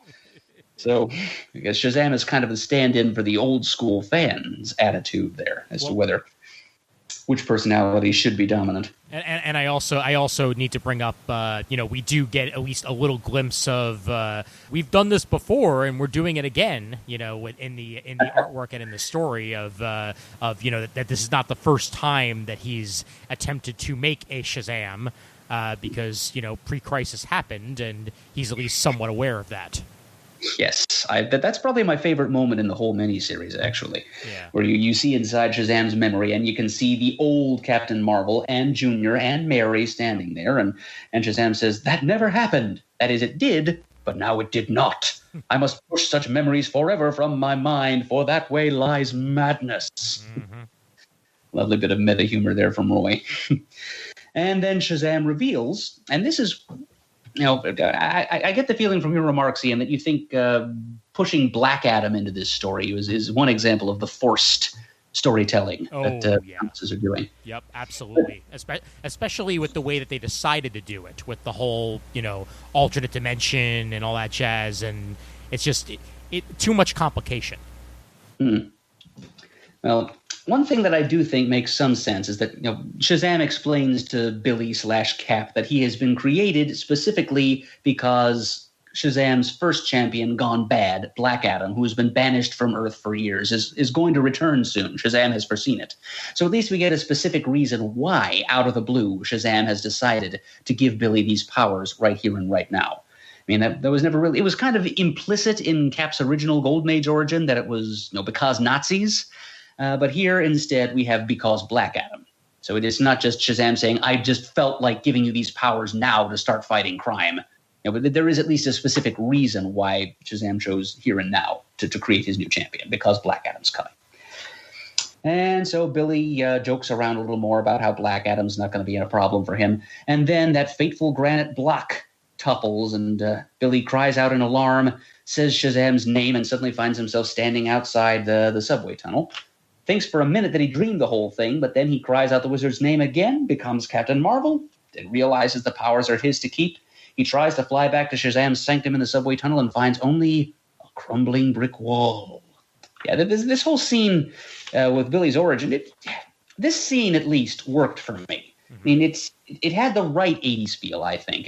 I could picture this appearing in like a mid to late 80s Captain Marvel movie adaptation by Robert Zemeckis.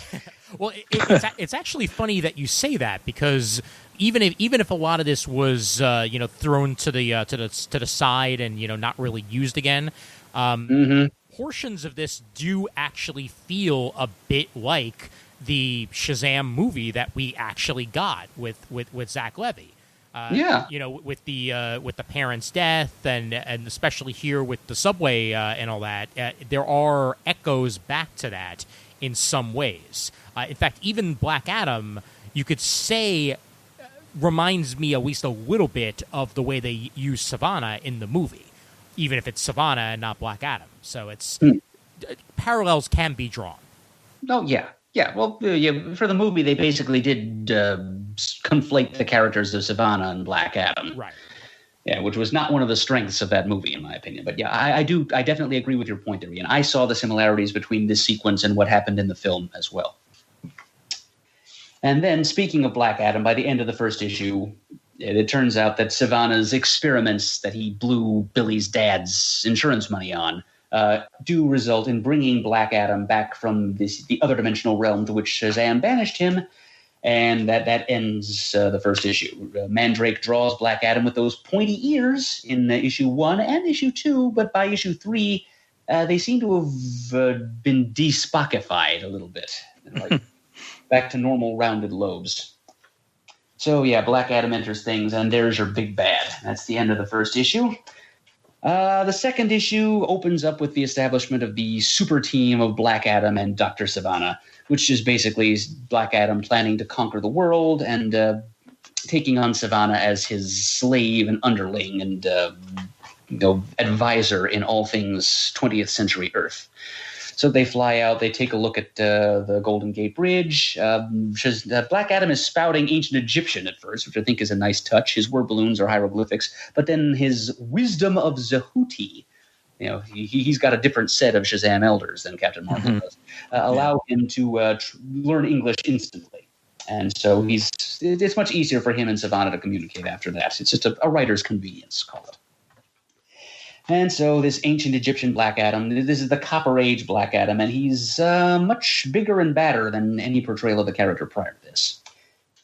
Then we rejoin Billy, who somehow can't bring himself to say his magic word again. He's despondent. He can't go back to Sivana. He can't go back to Uncle Dudley. Finally, he decides to board a bus and try to follow his Uncle Dudley on tour. And his cousin Beautia catches up to him, and out of guilt, she gives him $200. Sends him, so he can take his bus, and gives him a little tip that her father, Dr. Sivana, may have had more to do with the death of Billy's parents than Billy realized. So with that weighing on his mind, Billy gets on board a bus, and if there's one thing an exciting comic book miniseries needs, it's a bus trip to Albuquerque. But the question is, did the bus take a wrong turn? Yeah, can't say, Doc. But it did go right past, it goes right past Over the Rainbow Comics. So I guess that's a little plug by Roy for a shop that he knows, I think. So Billy catches up with his Uncle Dudley at a Fleabag theater where Uncle Dudley is doing a show for an unappreciative audience. And Billy, as Captain Marvel, steps in. He gets hit on by the middle-aged lady running the ticket booth, which is awkward. Then he goes in and uses his Shazam power to really spice up Uncle Dudley's act. And he explains the whole situation to Uncle Dudley, including the old wizard, the powers, everything. And he finds a confidant in Uncle Dudley. And the two of them are en route back to San Francisco to try to, confront Sivana and so forth. They stop at a diner for food, and while there, Billy overhears a couple of Air Force personnel talking about the hijacking of a very important airliner carrying a bunch of foreign dignitaries. So this is kind of shades of John Byrne's revamped Superman origin, because both of them involve the hero's first public display of his powers involving rescuing an imperiled aircraft. So Captain Marvel goes out to rescue this plane with all the dignitaries aboard, and he gets into his first big dust-up with Black Adam.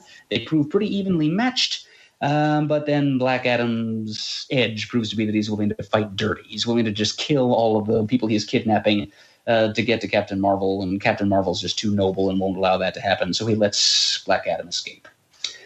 And that's where the second issue ends. All right, issue number 3 sees Billy and Uncle Dudley return to San Francisco, feeling pretty beaten, dejected. And Billy, as Cap, is more sick with himself and his inability to use these powers to do anything but break stuff than ever. They go inside Uncle Dudley's apartment and switch on the TV and immediately see a news report saying that the person who hijacked this aircraft is holding it for ransom and has contacted exclusively San Francisco's local affiliate, KWHZ-Whiz TV, with his ransom demands. And Billy decides that he did. So this is kind of the Thomas's awkward way of bringing Whiz television into the story, because, as I mentioned earlier, they were kind of stuck with that aspect of Billy's character by legends. It was established that he was a boy broadcaster there. And, well, yeah, and Roy's feeling, I don't think I even really agree with him about this, but he wanted to eliminate that aspect of the character's backstory completely, because he thought a roving junior reporter like that was even less realistic in the 80s than it was back in the early 40s. And my thought was that not necessarily. I mean, especially not if we're talking about radio, which was, even by the 80s, very much like a second or third tier medium, which had to resort to gimmicks and stunts like hiring teenage reporters, just to drive listenership. So it just seems to me like a kid doing news stories for a station like that might have been something that would have flown in the 80s. I think that had they established that it was a public broadcasting station, then it would have made even more sense to me. Because that absolutely seems like a PBS thing, like a PBS station could have a roaming child reporter or something like that, and have it be a lot more believable. I don't think in today's world or in the 80s, you weren't going to turn on like a random NBC affiliate and see, this is 11-year-old Billy McConnell here reporting about the latest murder. It doesn't fly with me in that aspect. But if it's a PBS show where kids are going around asking people questions and what have you, or doing think pieces similar to, say, like Nick News, then that I can see. For all we know, maybe KWHZ is a PBS affiliate. I'm really not told. I don't think it belongs to any network, though. At the very least, it's an independent station. Right. Maybe something along the lines of Chicago's WGN. Who knows?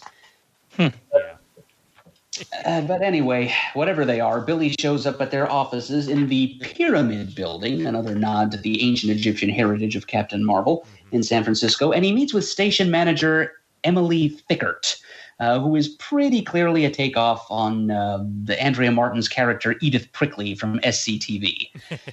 It's just another way of Roy and Dann being hip and current. Not that I think that SCTV was really all that hip and current by 1987. I think it was just a couple of years later that the reruns showed up on Nick at Night. But anyway, it's also a sign that they're not taking the boy broadcaster angle seriously. Just putting in this joke of a nod to TV comedy. But anyway, Billy reports to her, and her response is to call the Sivanas to come and take him home. So Billy narrowly escapes. And not knowing where else to go, he decides, as Captain Marvel, to go see Shazam again. He finds that crumbling brick wall and just punches right through it. And sure enough, finds that Shazam's temple is still there. He lights that brazier, so that's another old Golden Age concept that survives into the 80s, and summons the spirit of Shazam to give him some exposition. And exposit he does, and Shazam goes into a few pages recounting of Black Adam's origin. telling Billy what exactly he's up against. Turns out that in this iteration of reality, Black Adam had been like one of the lead warriors, one of the captains of the army of the ancient Egyptian pharaoh of the first dynasty, Menes. And Shazam decided that he had given some help to Menes in establishing his dynasty and in uniting the upper and lower kingdoms of Egypt. But he balked at giving the power of Shazam to the pharaoh himself, thinking it's probably best to separate political power and physical power. So he summoned Teth Adam, the soldier, to give him the power instead. And Teth Adam used it wisely and well for a while. Not that Shazam would know, because right after giving Teth Adam this power, Shazam pieces out to the desert to meditate for a while. Doesn't stick around to supervise the person he's just handed all this power. And sure enough, right after he's done building the ancient Egyptian pyramids for the pharaoh, Black Adam is seized by something inside of him, the power lust, and murders the pharaoh and takes over the entire Egyptian empire for himself. Until sometime later, Shazam realizes what's taken place, comes back, and Black Adam Teth Adam is renamed Chem Adam, or Black Adam, by Shazam at that point, because his heart has become black and evil. And he taunts Shazam, saying, nothing can destroy me now, not even you. And he's right. Shazam, once he's bestowed the power on one of his champions, he can't kill that champion, can't even take the powers away. But what he does is banish him, quote, into another realm, one as near as a heartbeat, as far as the farthest star. And that's a phrase taken right out of the old Golden Age origin of Black Adam, as seen in Marvel Family #1. He was banished to the farthest star, and it took him millennia just to fly back to Earth from there. But instead, he's banished to another dimension, and it takes Dr. Sivana's machine to get him back. So, and we also get a breakdown of the 6 Egyptian gods whose powers Shazam gives to Black Adam. And E. Nelson Bridwell, a lot of the stuff he did in the 70s and 80s is foundational and is drawn on, consciously or unconsciously, by a couple of later creators like Roy Thomas and Jerry Ordway. He was the first one to say that Shazam stands for Egyptian gods for Black Adam. And but Roy Thomas chooses a slightly different set of Egyptian gods. It's the stamina of Shu, the swiftness of Heru, the strength of Ammon, the wisdom of Zehuti, the power of Aton, and the courage of Mehen. So that's what Black Adam's got going on for himself. And then Shazam says, okay, you're destined to fight this guy. I can't say for sure whether you'll win. You're just destined to fight him. The rest is up to you. And then he just vanishes. Real helpful. And so Billy, but Billy is able to figure out for himself where Black Adam came from, how he got back to this reality. And he figures it has to be his wicked uncle's experiments. And so Captain Marvel returns home to the Sivana house, takes on Dr. Sivana and his 2 step-cousins, knocks Magnificus out with one punch, and kind of earns the ire of his cousin Beautia in so doing. That's probably something that the Thomases were going to spin out, Beautia's distaste for Captain Marvel, if they had a chance to tell more stories with this version of Captain Marvel and his cast. And then we get another dust-up between Captain Marvel and Black Adam, which ends with Sivana taking down Captain Marvel with a secret weapon he had lying around. And Black Adam schemes to send Captain Marvel to the other dimension in which he himself had been imprisoned, which takes us into issue 4, roaring towards the home stretch here. Black Adam and Sivana get into a little bit of an argument here. They turn on the television before sending Captain Marvel to this other dimension. Black Adam wants to check on his ransom demands, and I do consider it a plot hole that of all the things Black Adam could do with his power, to establish himself as a player on the global stage, he chooses a ransom scheme instead of just conquering a small country or something. But nope, this is what they go with, and he's upset that President Reagan will not negotiate with terrorists, even if they're Shazam-powered terrorists. So he loses patience, and he flies off to send a message to the world powers by slaughtering all of his hostages, leaving Dr. Sivana to take care of Captain Marvel. But Uncle Dudley shows up and saves the day, is able to distract Sivana long enough for Billy to say his magic word, change back into Billy, slip out of the machine he's hooked up to, and tackle Sivana and punch him out as Billy. And then, and here's another classic old 40s convention reintroduced here that I'm not sure should have been. he goes ahead and reveals his dual identity to the one person whom he hates most and who hates him most. He just changes into Captain Marvel right in front of him to drive the point home that he's not to be trifled with. I mean, basically, the reason he does this is so Sivana knows that the super-powered individual in front of you is also someone who hates your guts, so you'd better not mince words. Tell me what I want to know about Black Adam and also about what really happened to my parents. And so Sivana reveals that he did, in fact, sabotage the Batsons' car. He did, in fact, cause Billy's parents' deaths. And Billy, at that point, using the wisdom of Solomon, I guess, decides that it's better not to just punch the old guy's head off, leaves him there with Uncle Dudley, and flies off to have his final fight with Black Adam. And once again, there's several pages of slugging it out, and they're pretty evenly matched. So finally, Billy uses something akin to smarts and lures Black Adam back to Sivana's lab and stands there in front of the lever on Dr. Sivana's machine that, when flipped, will send Black Adam back to another dimension. And somehow Billy, not as Captain Marvel, is able to duck a punch with the swiftness of Heru from Black Adam. And that punch, launched with the strength of Ammon, doesn't just shatter the control console into bits, it just taps the lever enough that it activates the machine, and Black Adam gets sucked into the other dimension. Billy does not get sucked with him. It's not a very well thought out scene. Is the bottom line. So then Billy turns into Captain Marvel, goes and rescues all Black Adam's hostages, and gets back to find that Dr. Sivana has overpowered Uncle Dudley and given him the slip, and run off to Mexico. So the last few pages wrap things up. We see that Billy has received his broadcaster job at KWHZ-TV. We do see Mrs. Thickert on the phone to a Mr. Morris, kind of teasing the post-crisis return of Billy's old pre-crisis boss, Sterling Morris. But once again, that's something that the Thomases are never able to follow through on. We get a little scene of Dr. Sivana drowning his sorrows in tequila in Mexico as he plans his next move. He resolves that he's not going to reveal Billy's dual identity, as indeed Dr. Sivana never did in the Golden Age either. He wants to keep it his own jealously guarded little secret, because Batson and Captain Marvel are his to destroy. But he thinks to himself, all I need is the right gimmick, or maybe the right partner. Yeah, that's all I need, the right kind of partner. And there's an extreme close-up of the worm in the bottom of his tequila bottle, and the worm is very sinister and alien-looking, and there are little air bubbles rising from its sucker mouth. So you know what that's teasing, don't you? Yep. And yet again, I think of the Shazam movie for the second time, because that's pretty much how that ended. So go figure. Yeah. Very true. Yeah. And so the miniseries ends right where Legends begin. This brings us up to date with the new Captain Marvel and how he plugs into what the Thomases were stuck with by Legends, namely Billy interviewing G. Gordon Godfrey on TV. Yeah. And so there you go. That is the new beginning, and kind of an abortive beginning for Captain Marvel in the 80s. And you said sales were good enough on this where they went up each issue, and yet there was not anything else after this.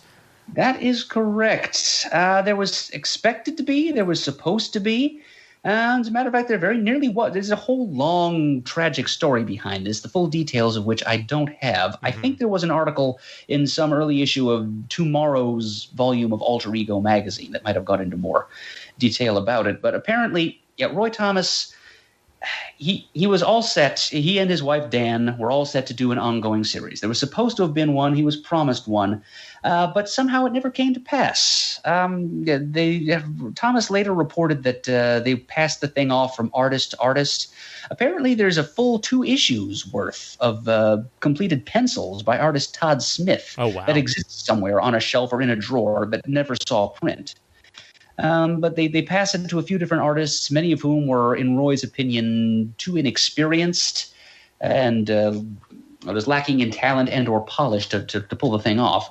Also, he was paired with at least one editor that was kind of combative towards him, that was just gainsaying every creative decision he proposed. He just felt like the deck was stacked against him at DC, that someone, for some reason, did not want Roy to have his ongoing Shazam series. So for reasons that Roy to this day is convinced are political, he's even used the term sabotage in reference to this ongoing Shazam series that the fans seemed to want and that probably would have sold. It just never happened. Now, and Roy has teased a couple of the things that he had wanted to do in this series if it had come to pass. He had some ideas for Billy's celebrity status as on-screen personality and the ramifications it would have both for Captain Marvel and for his personal life as Billy. He would eventually have met a couple, pre-crisis revised version or post-crisis revised versions of his Marvel family. A Mary Marvel who was not Billy's sister and who was a punk rocker and who preferred to be called Spike to Mary. Totally 80s. And even a version of Billy, of Freddie Freeman, Captain Marvel Jr., who probably would have been race-bent and presented as African-American. Now, that's something that Roy had in mind to do about a quarter of a century before DC did the same thing with Wally West in the New 52. And this too harkens back to something that Roy had in mind to do in the early 80s if he could have gotten away with it. For a time, he was thinking of maybe having the Earth 1 Billy Batson be black, or at the very least introducing a new member of the Marvel family called Captain Thunder or something who would be black. So that there would have been a non-white member, or at least one, of the Marvel family. And he even had an idea for a big story, as he put it, a big important story involving the original pre-Wiz Comics #2 rough draft proto-Captain Marvel idea that there would be a team of 6 heroes, each of which had one power of an ancient hero or champion, as opposed to the one hero with all 6 powers to himself. So basically, he was, I think, planning on doing something with that well before Jeff Johns decided to in the New 52. His new Marvel family is basically drawing on that early proto-Captain Marvel idea of 6 people instead of just one. Yeah. So he had ideas. He and his wife Dan had some things that they had in mind to do.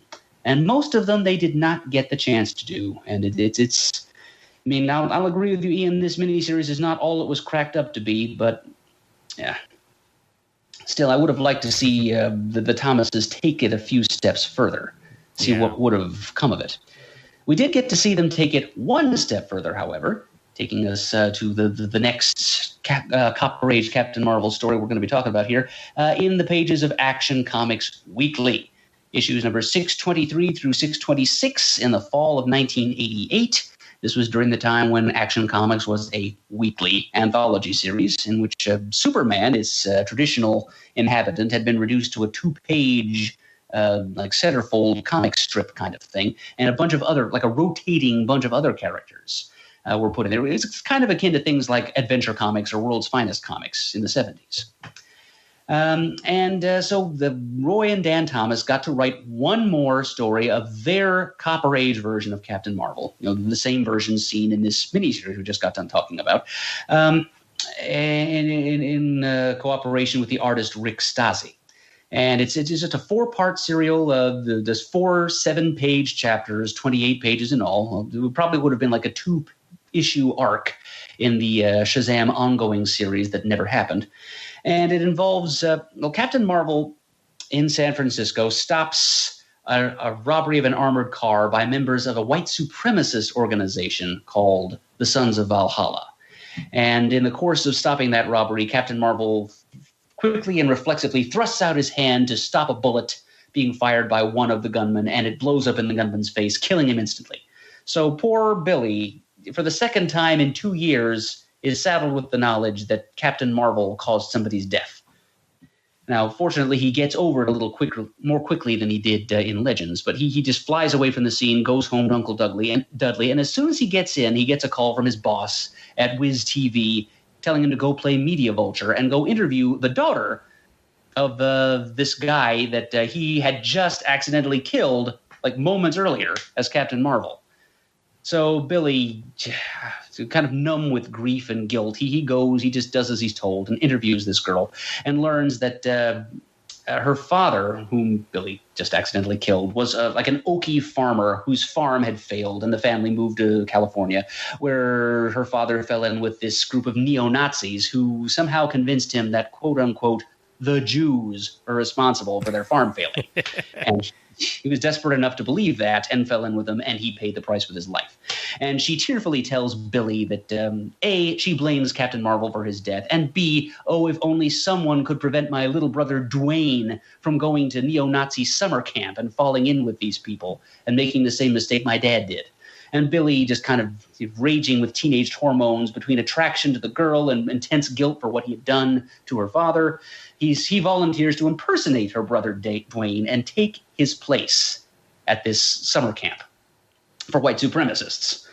And so he gets on the bus and he goes to this group's rural compound, Aryan Acres. And and while he's there, he gets to witness a scientific experiment in which a volunteer named Lester Abernathy, a little 98-pound racist yokel, is injected with a serum, if you will, formed from the notes of Formula X, which were discovered in the ruins of post-war Bavaria. And he is instantaneously, before Billy's eyes, transformed into the Copper-Age Captain Nazi.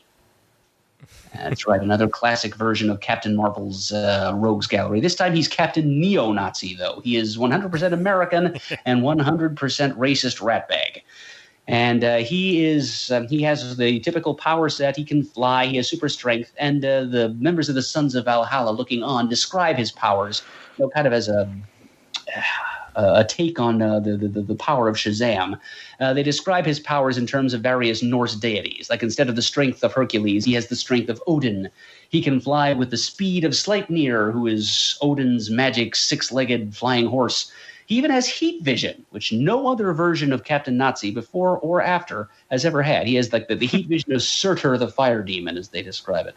So, it's kind of like a neo-Nazi thumb of the nose to the power of Shazam. You have your gods, Captain Marvel. We have ours. Sieg Heil, So then Captain Nazi is sent off to, he and also all the kids, including Billy, are sent on a special mission to San Francisco to poison the water supply and also create all kinds of other trouble. On the bus ride there, though, it comes to light that Billy is Billy, that he is, in fact, boy broadcaster Billy Batson out of San Francisco and not Dwayne McCullers, as he'd been claiming. So they tie him up at a gas station they pass along the way and light the whole thing on fire. And Billy is bound and gagged, of course, in classic Captain Marvel tradition, but unfortunately, he has a rather harder time getting the gag off than he usually did in all those old Golden Age stories. But eventually he does. He says his magic word. He rescues himself and the gas station attendant left to die with him. And he catches up with Captain Nazi, and the two of them have a battle, and Captain Marvel beats him by dropping a mountain on his head. And you'd think that would be pretty definitive, but instead Cap finds like a scrawled message from Captain Nazi that says something like, not bad, but wait until next time. A next time that never came. Aww. Yep, darn. Because as I hinted earlier, this was the second and last time that Roy and Dann Thomas got the opportunity to tell a story featuring their version of Captain Marvel. Yep. And so that's the last time we see this take on Cap, and also the last time we see this take on Captain Nazi. They just kind of fade into the mists of history. You can retroactively blame it on Zero Hour if you like, but yeah. So Murd, I did find a little bit more information on what you're discussing here. The full story, which I don't have access to at the moment, but any listeners who do want to check it out can go ahead and buy a digital copy of Alter Ego number 9 to get the full story behind, Shazam, New Beginning, and why it didn't happen. I'm looking at currently Alter Ego Centennial, which had another interview with Thomas. And it goes a little bit into the issues behind getting that mini-series to become a ongoing. Here's some of the words. Dick told me that when DC got the sales rep reports on the fourth and final issue, as Mert said here, the sales had gone up from 2 to 3 and 4 to 4, of course. The sales of New Beginning called for a definitive continuation, and I pushed for that. I don't recall if Tom didn't want to do more or if they didn't want him to do more, but DC took over the search for a new artist. I told that story in Alter Ego number 9. Like I said, it was god-awful. It was a frustrating experience. Since I was just the story editor by then, I got bounced between 2 or 3 different editors. I now think of them as Bungie bosses in the sense of a celebrated Dilbert strip. Guys who are tossed onto a project just long enough to foul things up, or to take up time and space without accompanying anything at all. First, they gave me to Mike Gold, which was fine by me, but Mike quickly left, and I was passed on to another editor with whom I had less of a rapport. DC then proceeded to come up with all kinds of weird and changeable criteria for the book. Some editor decided number 1 had to be a standalone story, which I felt was stupid and anti-productive, but I changed it. Then I got stalled some more. I felt as if obstacles were being tossed in my way for no good reason. I honestly feel that some people up there, not Mike, I should make clear, just wanted to run out the clock so they or their buddies could get their hands on Captain Marvel, despite the good sales of our recent series. I hadn't had any real help on the New Beginning series, except, of course, that we'd all agreed we wanted to go with a more contemporary approach. Like JFK said, success has 1,000 fathers, but failure is an orphan. It became reasonable success, and all of a sudden everybody wanted to grab Shazam, and of course all I wanted was for them to get the hell out of my way. I know that's not very modest. I was particularly annoyed because, as I said earlier, I had given up my contractual lens on Dr. Fate and the Spectre in exchange for one on Captain Marvel, and now DC was basically reneging on me again. So there's pretty much the take on it there, and you can look further into that in Alter Ego number 9 or in Alter Ego Centennial, both of which are available at tomorrows.com. Ian, 6,000 thanks to you for digging that up. Absolutely. My pleasure, and good sourcing on Wikipedia for linking me to that. Wow. Oh, wow. Yeah, that was kind of a hole in my... I knew the information was out there somewhere. I just hadn't dug it up. Yep. Yeah. And thank you for more first-hand commentary from the creator in question. Absolutely, and I'd love to see those pages that are sitting in a drawer somewhere, like you said, but those have not made it out into the ether yet. Well, if they ever do appear, it will probably be in the pages of Back Issue magazine from Tomorrows. More than likely. Yeah. Yep. Yeah. Mm-hmm. So, yes, thus endeth that version, the Thomas's version of the Copper Age Captain Marvel. Roy Thomas himself left DC. This and several other indignities he had suffered at DC. He never quite got over the loss of Earth 2, as I've mentioned several times before on this podcast. He finally had enough, and in 1989 he left DC altogether. Went back to Marvel for a bit. And after that, what you'd said earlier about various editors and or their buddies wanting to get their hands on the character, I'm thinking those editors might not have lasted that long at DC either, because after Roy left, nothing was really done with Captain Marvel for a while. I might also add that none of the issues of Action Comics Weekly in which the Captain Marvel serial ran cover featured it. It was just kind of buried in the back pages. Got it. Yeah, so it's more fuel for this the fire of Roy's theory of sabotage. But anyway, after Roy left in 1989, the character spent almost 3 entire years in publishing limbo. In 1989 and 1990, there was not a single appearance by the original Captain Marvel in DC Comics. So, there were rumors of ideas being floated, of pitches being considered for the character. I think at one point... John Byrne, who was kind of like the royal reimagineer for DC for a while there, after what he did for Superman. I think he was considering trying to do something with Captain Marvel. That never materialized. For a bit there in the early 90s, Alex Ross maybe had a Marvel family project in mind, but by then Jerry Ordway was well underway with his own take on the character, so that never happened. So there were a few possibilities that, much like Roy Thomas's own ongoing Shazam series, never made it to print. But the next time fandom did see Captain Marvel, it was in a miniseries that will live in infamy. This is one that, we've kind of been dumping on Legends a little bit in this episode, but this is one that for certain fans is kind of a shorthand for the wrong way to go about launching an intra-company crossover. War of the Gods. This was a 4-issue miniseries put out by DC in the summer and fall of 1991. 4 issues, cover dated September through December 91. And this was the brainchild of George Perez.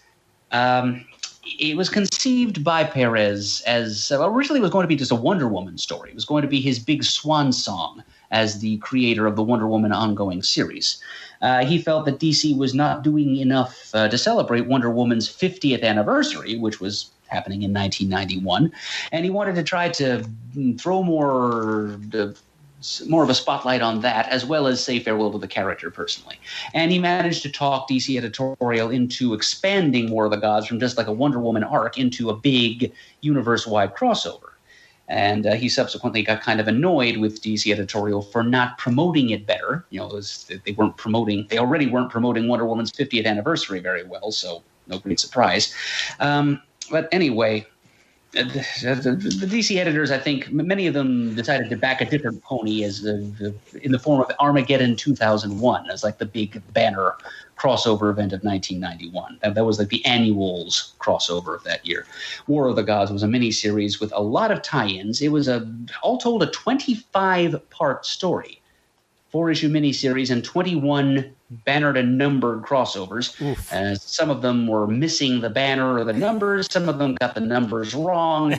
It was just one of several ways in which the story was very difficult to follow, and frankly, its internal structure was difficult enough as it is. Now, here, a direct quote from my own notes on the subject. Conceived by Perez as a sort of crisis in infinite mythologies and executed as a sprawling compost heap of grandiose ideas with near zero plot structure. Oh, my God. When I saw the words 21 crossovers, immediately my brain went, nope. Yeah, I don't think I read more than the miniseries back then.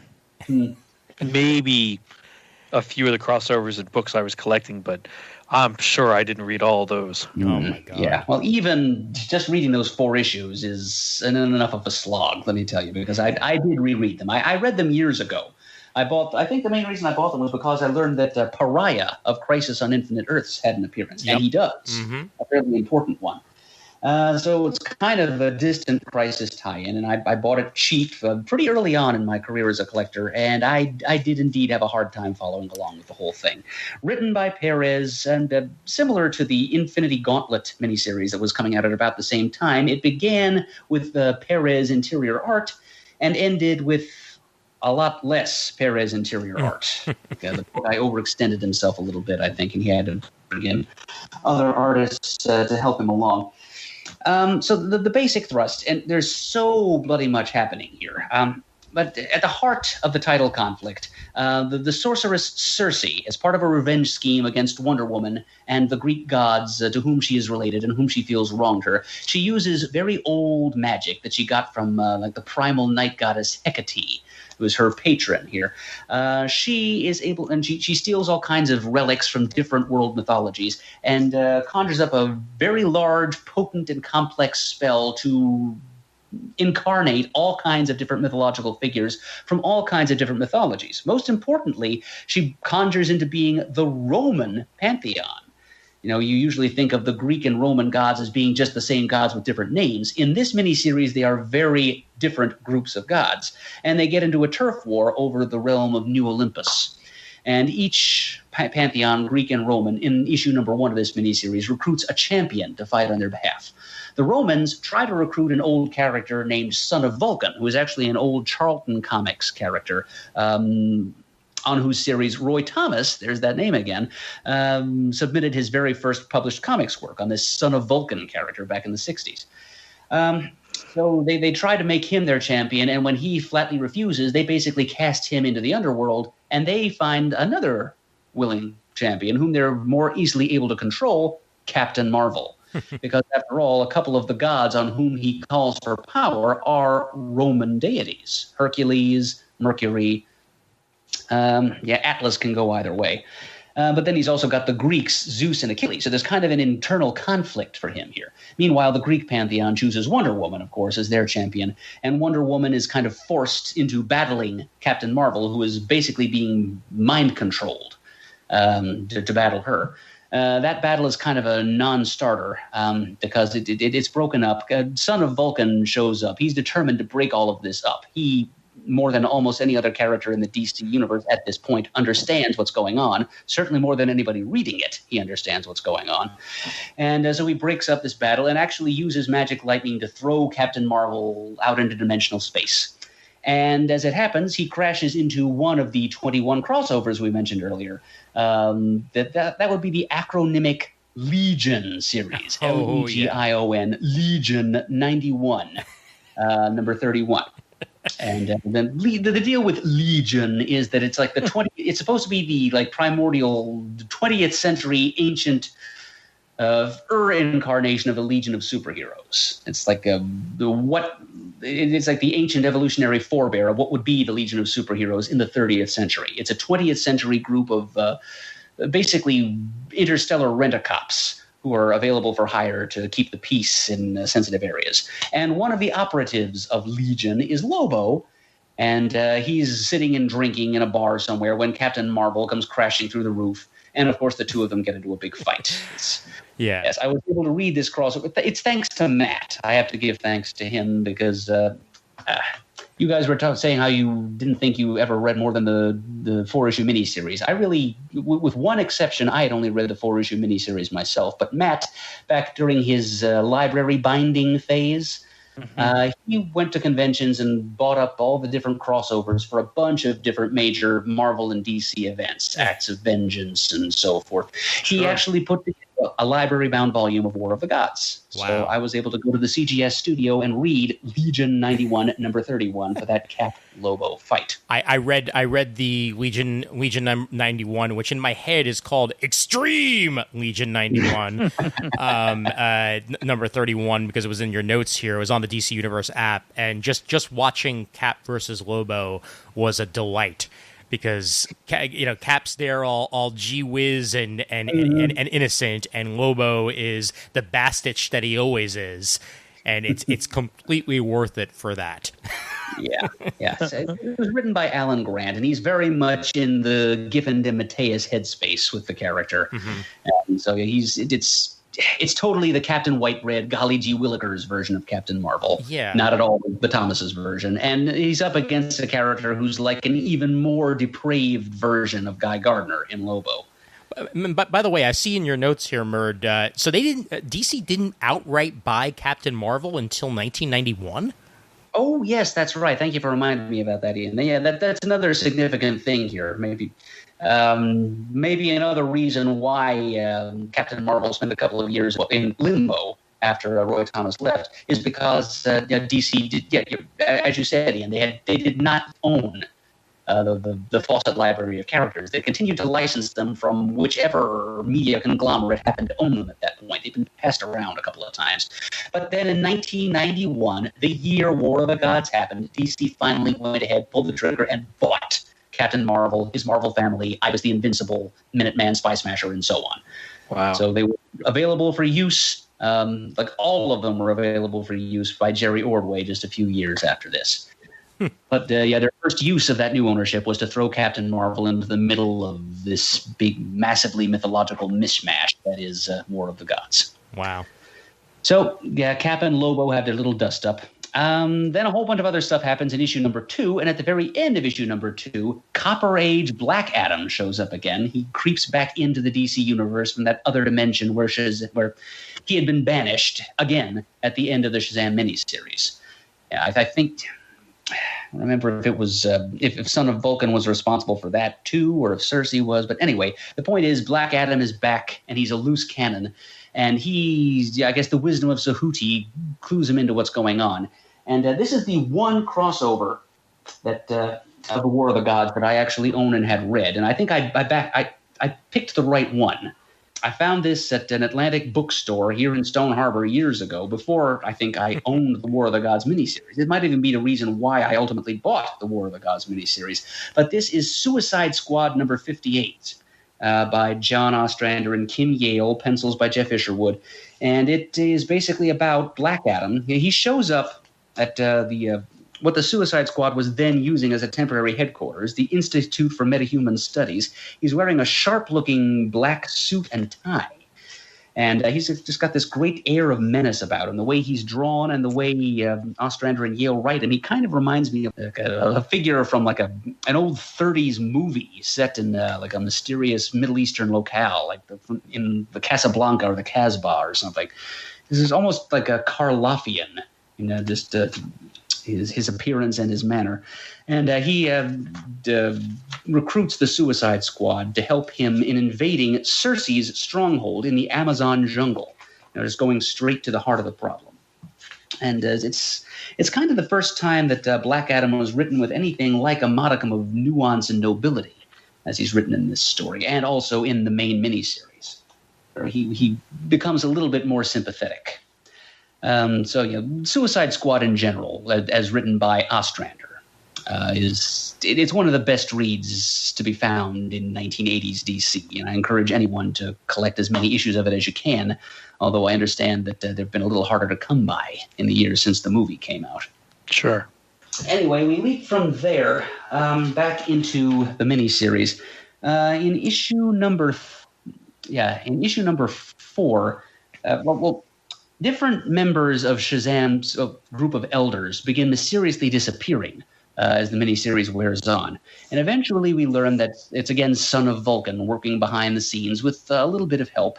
And he is kind of abducting the mythical essences of the different Shazam elders, Zeus of the Greeks, Mercury of the Romans, and so on, and storing them in the robotic shells of the Metal Men, of all people, just to keep them safe and to remove certain powers from the chessboard, and until the right moment arrives for Son of Vulcan to attack the problem at its source. And one of the people helping him do this is the wizard Shazam himself, popping up again.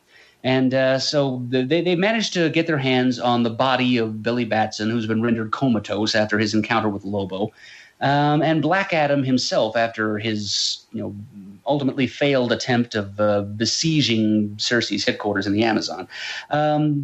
They come together where Billy's prostrated body is being held, and where the Metal Men, with the essences of the different Shazam elders contained inside them, can be found. And it's here that in issue number 4 of this miniseries that the old wizard Shazam, Perez devotes 3 pages of this miniseries to Shazam telling his own origin and how he, as a young, ambitious wizard, first got the idea of acting as kind of a power broker, gathering the powers of various gods and bestowing them on humans to use for good. And then there's a little bit of what Perez does here, I think, is actually picked up on by Ordway later on. So it is about how he travels around and seeks out the different deities that he wants to donate their powers to his cause.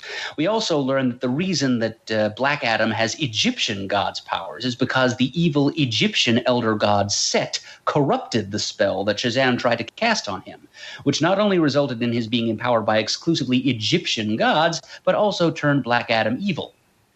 So there's a little bit of a skewing away from what the Thomases established in their own retelling of the origins of Black Adam and of the power of Shazam. But at least Perez respected the choice of 6 Egyptian gods that the Thomases put in place: Shu, Heru, Aman, Zehuti, Aton, and Mehen. So Black Adam is back in play. Eventually the Metal Men pour forth the essences of the 6 Shazam elders into Billy Batson, and he's re-empowered. And he is rushed right off to help save the day, basically by just standing around with a bunch of other multi-faith DC Universe characters, representatives of different mythologies and different religions. And their job is to just kind of stand there and prove to Cersei, our power transcends yours. You think that you're trumping us by appealing to the higher power of Hecate, but we're just living proof standing here that there's still higher and higher and higher echelons of power beyond her. And upshot is that Hecate abandons Cersei and she's defeated, and the chaos is smoothed over, and it's all just kind of an awful mess. But there are at least some good, interesting ideas and some pretty artwork along the way. I will say that much for War of the Gods. Okay. Okay is right. So that was our first look at Captain Marvel in a couple of years, was War of the Gods. And in the 90s specifically. Yes, and in the 90s specifically. It's the first time he reared his head in the 90s. Next time he was used was in another crossover story, this time an 8-part story. It was not its own spun-off miniseries with tie-ins all over the place. It's just it was a Superman family of titles crossover. 8 parts running in early 1992. And it was called Panic in the Sky. And it was created by the various Superman creators of the day, writers Dan Jurgens, Jerry Ordway, Louise Simonson, and Roger Stern, with art by John Bogdanove, Tom Grummett, Bob McLeod, Brett Reading, and others.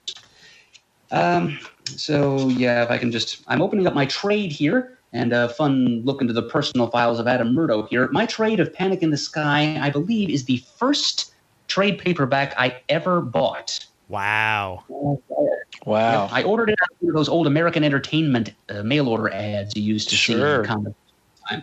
And the funny thing is, this trade has traveled well with me. I've taken it on multiple trips when I needed something to read on the way, and somehow I never got around to reading it. I've owned it since about 1993, but I never actually read it until the time came to do research for this very episode. Go figure. Opening up a time capsule here. My first trades I actually remember very well were at a Walden Books in Kings Plaza here in Brooklyn. I think the Superman Bizarro World and Reign of the Supermen were my first two trades that I picked up. My first trade was either the Justice League New Beginning or the greatest Batman stories ever told. Nice. Shortly afterwards, I got a trade of Dark Phoenix Saga with the old school gorgeous cover. It's very, very, very long since been out of print. I don't even think it has a Marvel logo on the cover. That's how old it is. Like they were just selling it on the story alone, and I love that I have that in my collection. Wow. All right, looking at the indicia of this trade, I see that this crossover ran through Action Comics 674 and 675, Man of Steel number 9 and 10, Superman number 65 and 66, and Adventures of Superman number 488 and 489. The story is named after an old episode of the 1950s George Reeves' Superman TV show.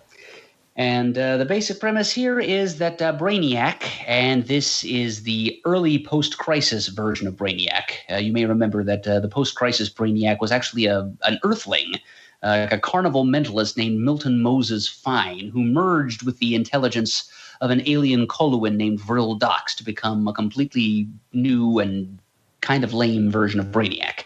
We're still working with roughly that version of Brainiac, except his skin has turned green, his mental powers have been enhanced, and as of the start of this story, he has unseated Mongol as the ruler of the artificial, roving, heavily weaponized planetoid known as War World, one of the deadliest weapons in the universe.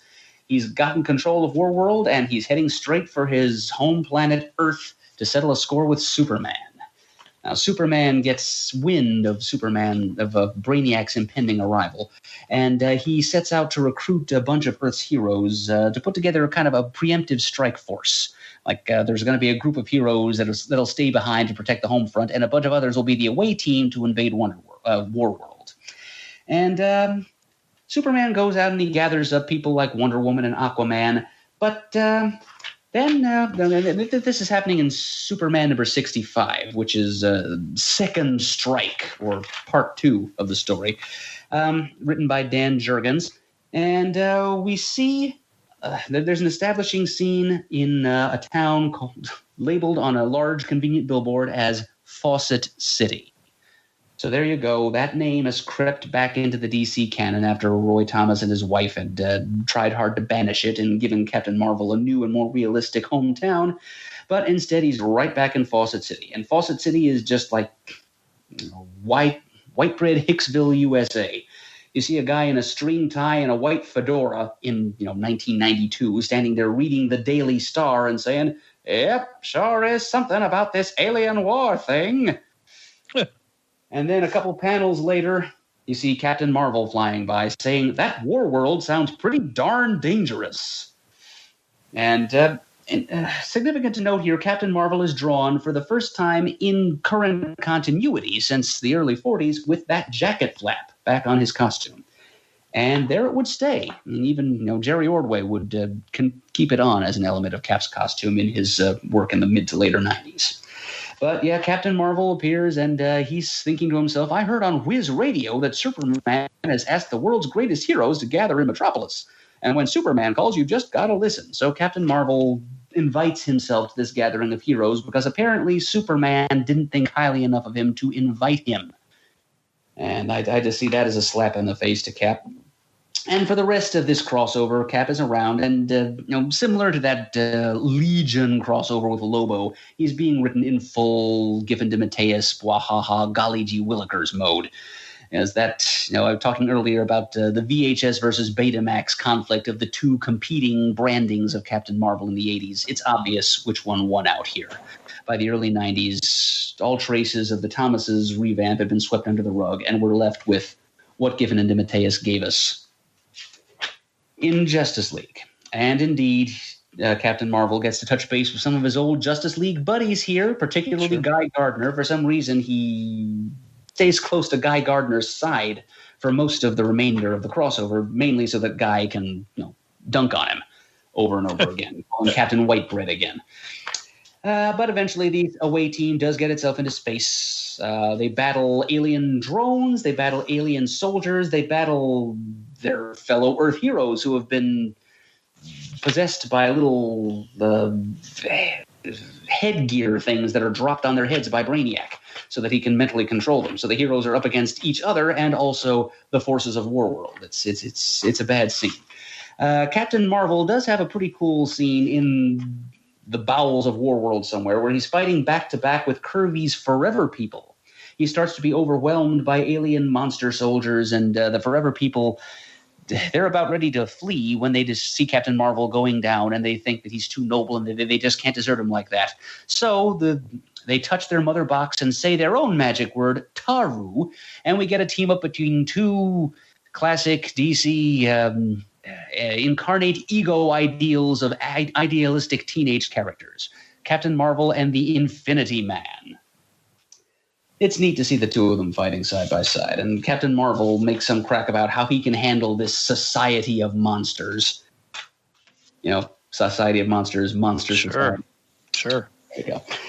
Yeah, so Cap's role is not very large in this story, and as I said, he's mainly characterized as just the bumbling, childlike fool. But he does get a few good licks in, and John Bogdanove and Tom Grummett in particular draw a very good, clean, classic-looking Cap, jacket flap and all. And by the time the heroes get back to Earth and they get to have their ticker tape parade celebrating their victory, and they all say their congratulations and go their separate ways, there is one little scene between Captain Marvel and Superman where Captain Marvel says, "It was an honor to serve under your command, Superman." And Superman just says, "Marvel." And meanwhile, Ted Kord is standing by and saying, "Wow, he is a brown nose." So that's the part that Captain Marvel had to play in Panic in the Sky. Not much, but it's something. Yeah. Then there's one other appearance that Cap made in 1992, and that was in the middle of another crossover event, the Eclipso The Darkness Within crossover event, which was running through all the DC annuals in 1992, specifically Action Comics Annual number 4, which is one of several Superman annuals that were published as a part of this event. It was written by Dan Vado of slave labor graphics fame, who also picked up a number of scripting assignments at DC in the early to mid-90s. He's the one who wrote many issues of Extreme Justice, just to give you an idea of the caliber of work we're talking about here. And art by 90s journeyman Chris Wozniak.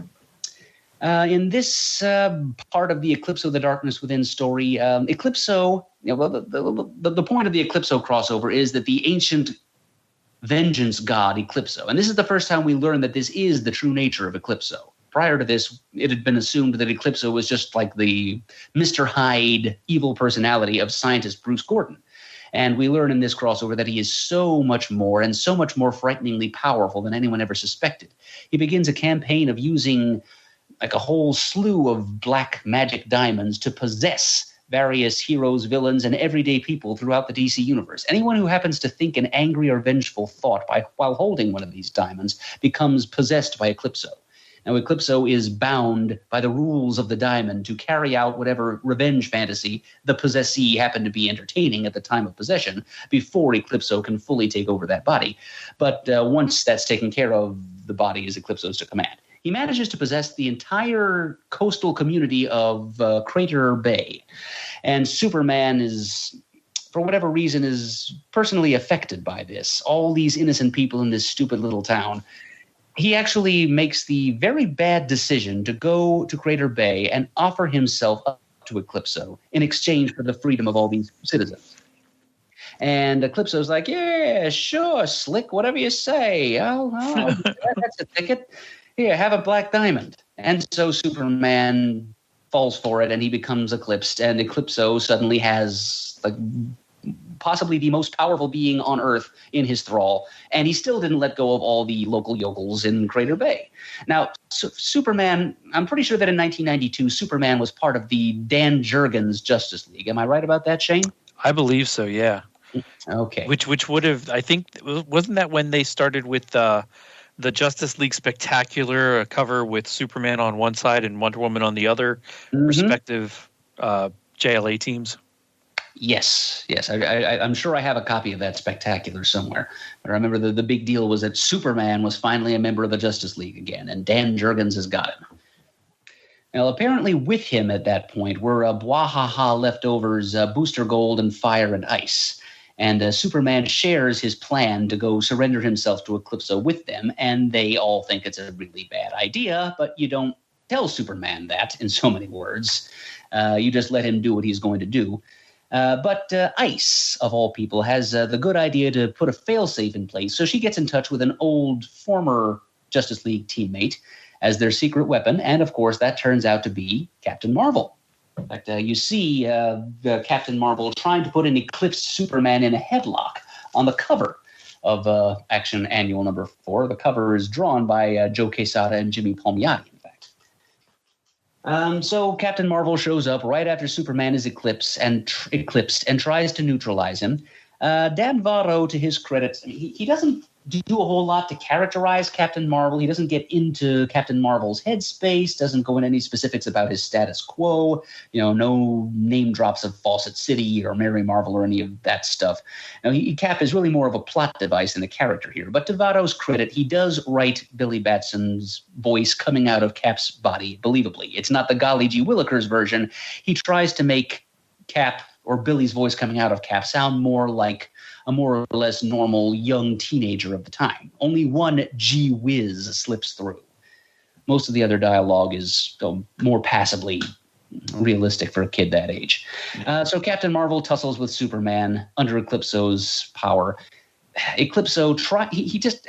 Captain Marvel doesn't quite seem to understand that Superman is not in control of his own actions, that Superman is not even in his body at that point, because Eclipso's consciousness has completely supplanted Superman's own. So Eclipso he actually becomes sloppy in the fight because he has to explain to Captain Marvel over and over again, I'm not Superman. So, yeah. So that happens. And the upshot is that Captain Marvel fails to contain the eclipsed Superman, and he flies off to whatever awaits him in the next Superman annual that ties into this event. Yeah. But at least it was a way to work Captain Marvel in here so people remember that he exists. Just a correction for myself. The Justice League Spectacular had Superman on one cover and Green Lantern on the other, with various Justice Leagues, JLI and JLE, in the middle. Okay, yeah. And it was 1992. Okay. All right. And then just about the last thing I'll mention, we did get a couple of sporadic token appearances by Captain Marvel in 1993, in the wake of the big Death of Superman event, as part of the Funeral for a Friend and Reign of the Supermen arcs. Yeah, I think in particular he had a few touching things to say as part of the Funeral for a Friend thing, since after all he is thought of by many as a doppelganger of Superman. Now, I have here in my notes on the outline that based on the number of times in the early 90s that Captain Marvel made appearances in Superman stories, somebody at DC in the early 90s thought that the right way to use the character was as a part of Superman's supporting cast, which is kind of an injustice in my opinion. Yeah. But anyway, he just showed up a couple of times in the wake of the death of Superman, and there we go. But and then that's pretty much the end of Captain Marvel's Copper Age as I'm defining it. But meanwhile, all along here, starting in 1990, and this was a real labor of love, one Jerry Ordway, who I should put in here, also wrote parts of the Panic in the Sky crossover, but just kind of capitulated to the BWAH-HA-HA-G-Willikers characterization. Didn't really do Cap any favors. But Jerry Ordway did have his own ideas even then as to how he would like to see Captain Marvel handled in the 90s. And he had been working on a fully painted graphic novel that would be the culmination of this labor of love and would appear on stands in 1994. And that is where we will pick up with our next Shazam Spotlight for Shazam in the Chromium Age sometime in the future. And questions, threats? Well, I was going to say, Murd, that I'll throw in my one contribution here. Back in 1988, speaking of Jerry Ordway, he did get to co-write and pencil an appearance of Shazam, Captain Marvel, in Adventures of Superman number 442. An issue where Superman was taking on the Dreadnought, which was known to steal the powers of anyone that it fought. And as Superman lost his abilities, a whole bunch of other superheroes tried to step in to try and join the fight. And one of those superheroes that joined in was Captain Marvel. And you get to see a very well-drawn and realized transformation sequence as Billy steps out of a cab and then immediately calls down the lightning and transforms into Shazam and joins the fight. And this issue was also inked by Andy Kubert. So you got to see some of his flourishes in there as well, and the jawline that he uses on Captain Marvel is striking to say the least. I very much appreciated what was going on there, and it's not that big of an appearance by Captain Marvel, and in a way it's more of an appearance by the Justice League, but I figured I'd throw that in there for the Ordway connection. Yeah, couldn't hurt. Question: jacket flap or no jacket flap? The way Ordway drew in there. No jacket flap. Okay. Yep. Yeah. This is so your statement of the jacket flap not reappearing until 92 stands. All right. Well, thank you for that addition, Ian. Yep, not a problem, and thank you for DC Universe for having a horrible search function that only barely works. And this was this was one of the ones that came up when I had to put in Captain Marvel, but when I put in Shazam, an entirely different list of comics comes up. So that's just great. And I do believe that this was the era of Dan Jurgens on Superman. I'm looking at mycomicshop.com at various issues, and Dan Jurgens was writing it during this time when they had the triangles on the cover to keep reading order of all the Superman titles. Oh, definitely, because around then was a little bit before the death of Superman, and I remember it was specifically Jurgens' Justice League that guest starred in the whole fight. Issue 74. There you go. Of Superman. Yep. So that was definitely the case, and yeah, it's funny how for an era where there really should have been more Captain Marvel, there's still at least enough to make a dent. You know? Mm-hmm. Yeah. And to make a nearly 3-hour-long Spotlight episode too. Exactly. Yeah. Again, somewhere in a can are those two issues that were drawn, and I'd love to frickin' see it, because I guarantee you it's in the archives of DC's stuff, never to be released, with random issues of comics that got canceled before their time. Yep. Yeah. Well done as always, Murd. Absolutely. Thank you very much, gentlemen. This was enjoyable. Yes. I agree, Ian, that this really was a period when there should have been more Captain Marvel for us to talk about. The merger of universes, the acquisition of properties, the new DC moving forward post-crisis. But we got what we got, and now the listeners have got what they got of us talking about. Yep, indeed. Alrighty. Well, that's that. And like Mert said, sometime in the future, we won't say not too distant, because who the heck knows, we'll wind up covering everything else on the docket for Captain Marvel, and hopefully get us as close to present as humanly possible. Yeah. Excellent.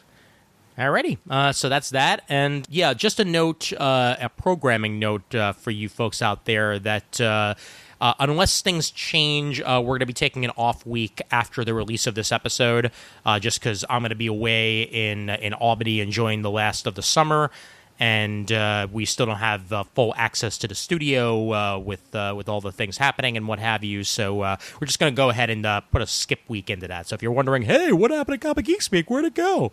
It's just a quick 1 week break, and we'll be back at it right after that. Yep. Think of it as a summer hiatus. Exactly. Yep. Shane, ready when you are. Alrighty. Visit us at comicgeekspeak.com to send an email. The address is comicgeekspeak@gmail.com. To leave a voicemail, the number is 267-702-6642. Stop by thecomicforums.vanillacommunity.com. Let us know what you think of the latest Shazam Spotlight. Follow us on Twitter. Like us on Facebook. Thanks to everyone who contributes to the episode. We truly appreciate it and could not do it without you. Continue to send in Muddle the Merds, because I'm sure there'll be some coming down the pipe. And as always, we are uniting the world's mightiest heroes, one listener at a time.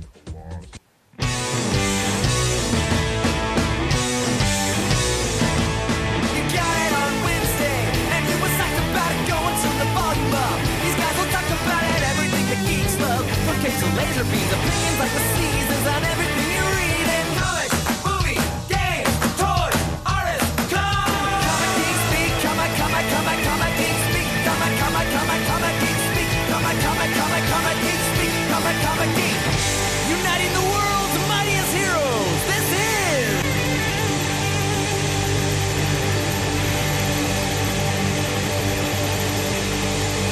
Comic Geek Speak. Shazam! Should have had a crack of thunder on that. Yeah, right.